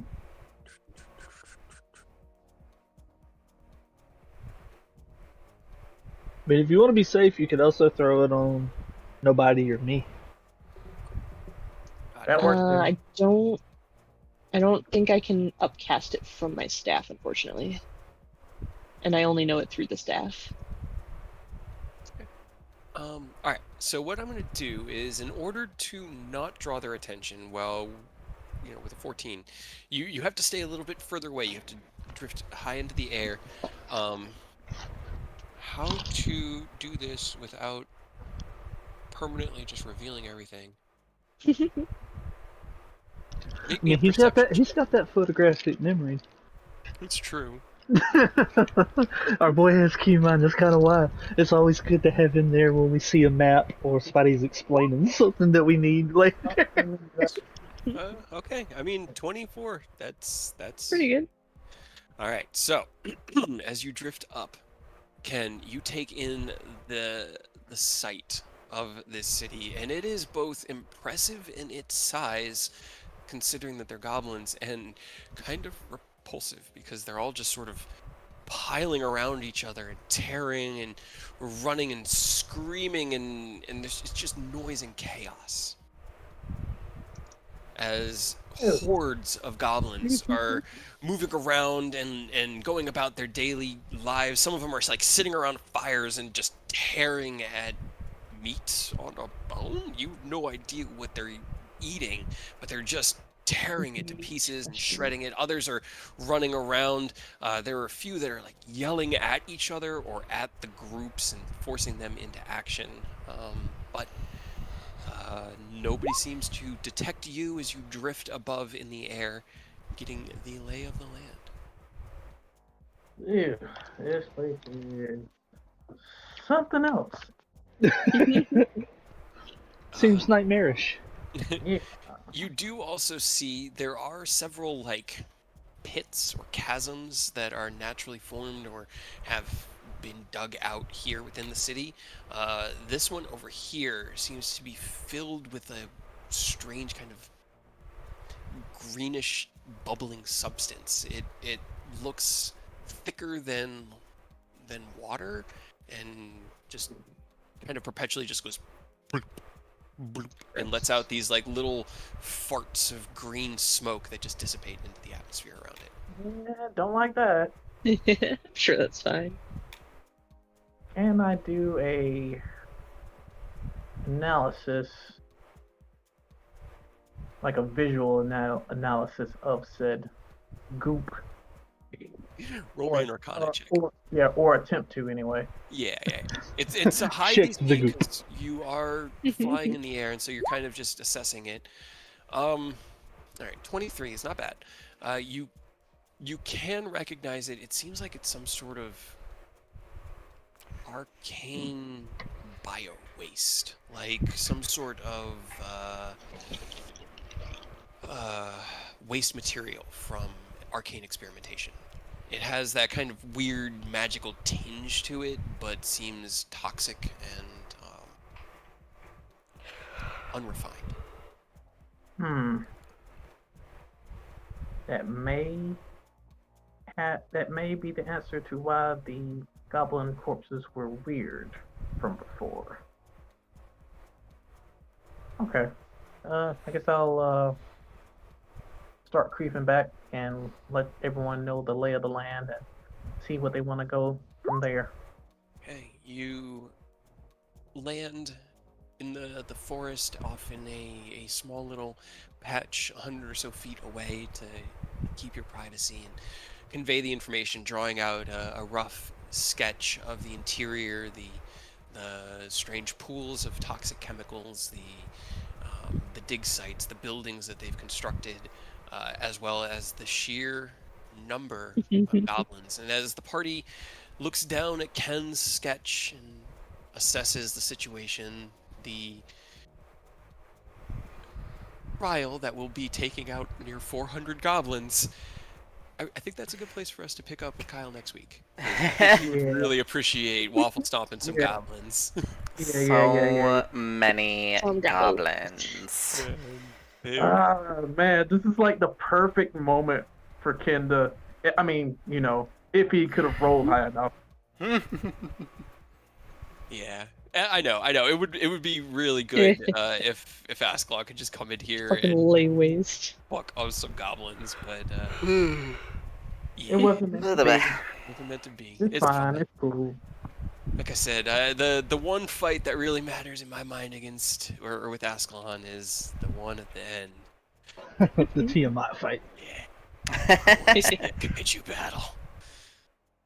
I'm gonna give the party something to deal with, and then Ken can be Ascalon and deal with that, and you guys can kind of split focus so that can happen. Oh, I got such plans, man. I don't know what any of those this, that's, or the other things are gonna be yet, and that's what makes it so cool for me. I don't even really know who all is gonna make it.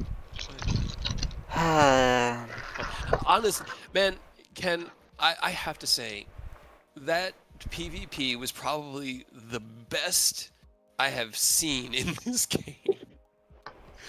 Yeah. I am not a fan of PvP normally. I know. Teaching. That was a beautiful way to go about it narratively, and I want to give you a commendation for that. I will actually, Ken, you have inspiration. Yay! Because I always forget it's there. Right? Never get Don't worry, so do players. Yeah, right. It's right. fine. But in this moment, I will remember for your inspirational approach to training a new member of the party and introducing them to the trials and tribulations that will, obviously be waiting for them in the future. You definitely earned inspiration on that one. Yeah, thank you. Yeah. Oh man, that was good. All right, I'm gonna block all of the tokens because I don't want you guys to know where all the goblins are. They move a lot. How dare you? So, yeah, you don't have full knowledge, but here's what I'll do, because here's what you can remember, Ken. You can remember the map, and I have the map somewhere. Oh, you're just... I'm just gonna post it. If my computer wanted to not be a bot.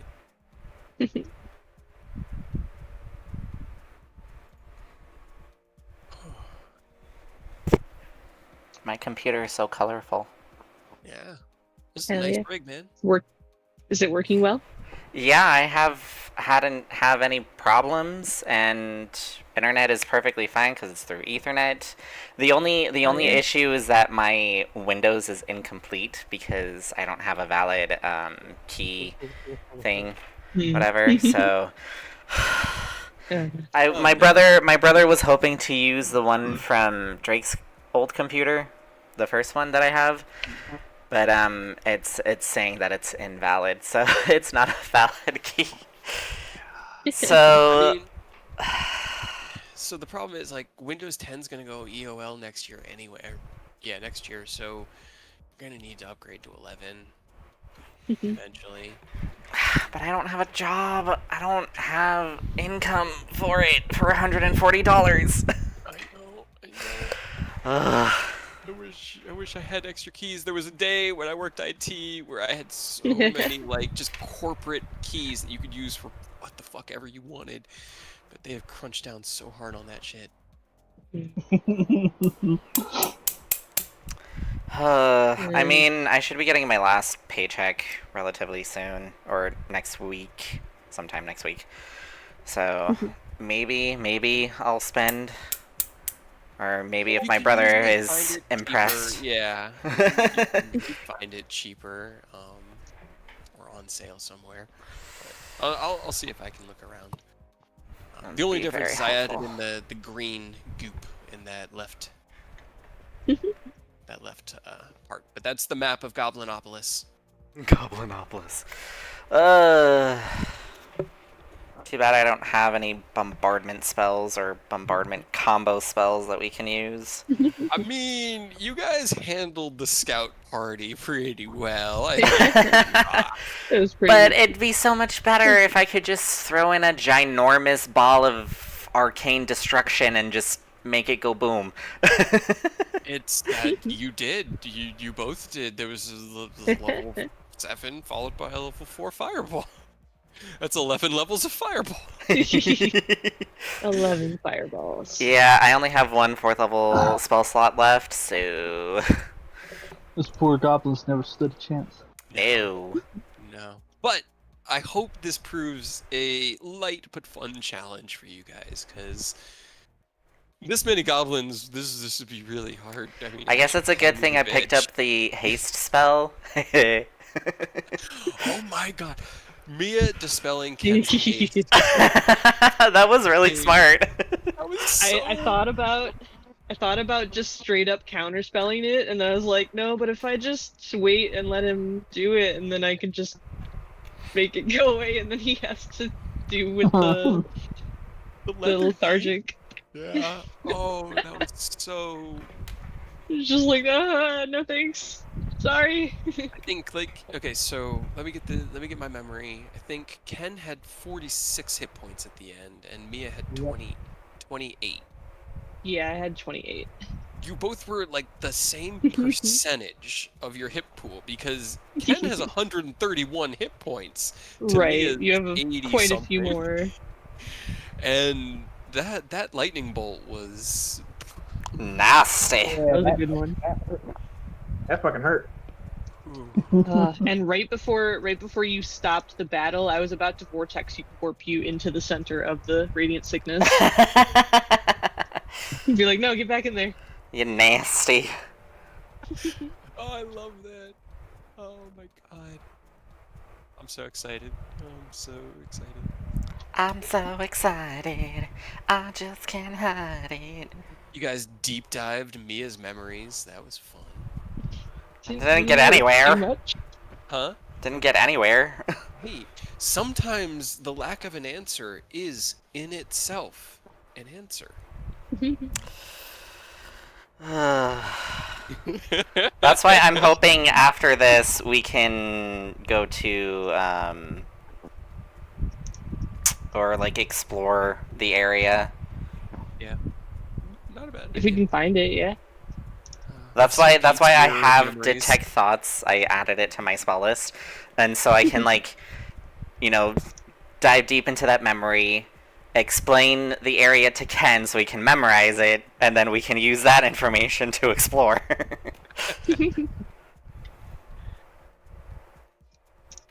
And then Aurora, I did try Crunchyroll on my computer, and I didn't get any ads, so I don't know.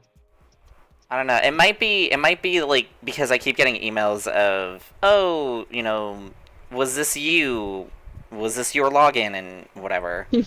That might have been it. So let me message my brother. Yeah, because it could be that it's just I just- defaulting into like a free trial. Type. Yeah. I just No, logged because in I on your have account on my premium. computer. I have Yeah. premium, so like I shouldn't. I don't know. It worked for me, and I logged into your account from my computer. So And I wish Exoprimal came to the PlayStation like free games or had any way for you guys to have gotten it for $1 like I did. Because it is definitely worth the dollar, but I'm still on the fence of the $60, but $1? Hell yeah.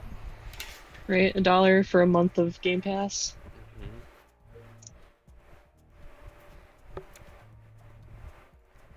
Also, I don't know if you can help me with it, but